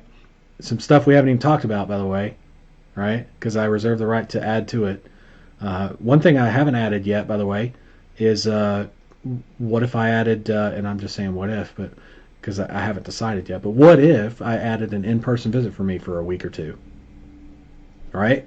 Assuming we're not all in lockdown, right? That's why I say got to think it through. But what if? How cool would it be? And I've done stuff like that before. That's not unheard of. That's not a new thing for me. Okay, and it works very well. Actually, even better than coming on live and asking questions. It's even better than that because it's actually in person. We get shit done, and I haul ass. Right? That's the deal. I come in, guns blazing, haul ass out, and you're left with the aftermath, which is actually a bigger, better business in all sense of the point I'm trying to make there. Okay. What was I going to say? So yeah, soft pitch on that. I reserve the right to make prizes better in the December Dash. All the details will be finalized in terms of what you get at a bare minimum with December Dash on November 28th. And think about the mentorship. And if you can't afford the mentorship, then work your ass off, build up your agency with what you have access to right now. That's the whole point, so that you can invest in your business and do that with me in the mentorship. That's what it's there for. Okay. That said, let's bounce out of here. Love you guys, and I'll catch you on the next call, which for us is going to be the November 23rd. We're still doing the 28th, don't get me wrong. But November 23rd, our first prep session, 11 a.m. 11 a.m. Pacific Standard Time, November 23rd. I'll make sure that it's scheduled at least a couple days in advance so that you see the notification for it in the main group. That said, I'll see you then. Get to work. Get to everything you can do right now is a step further along in the process of what we're going to start covering on the 23rd. Anyway, you're gonna be ahead of the curve, and that's where you want to be. So get started. Now's the time. Best time of the year, entire year. Best time of the year in the best year, I think, opportunity wise, for this business model, I think I've ever seen. One of the best for sure. Like definitely top 2 or 3, but maybe number 1. Seriously, it's that good. It's probably like the only good thing about 2020 is the opportunity in this business model. I'm kidding. We're all still living, and let's love each other, not hate. Love is the answer. That said, I'm out. I'll catch you guys on the 23rd. All right. Bye for now.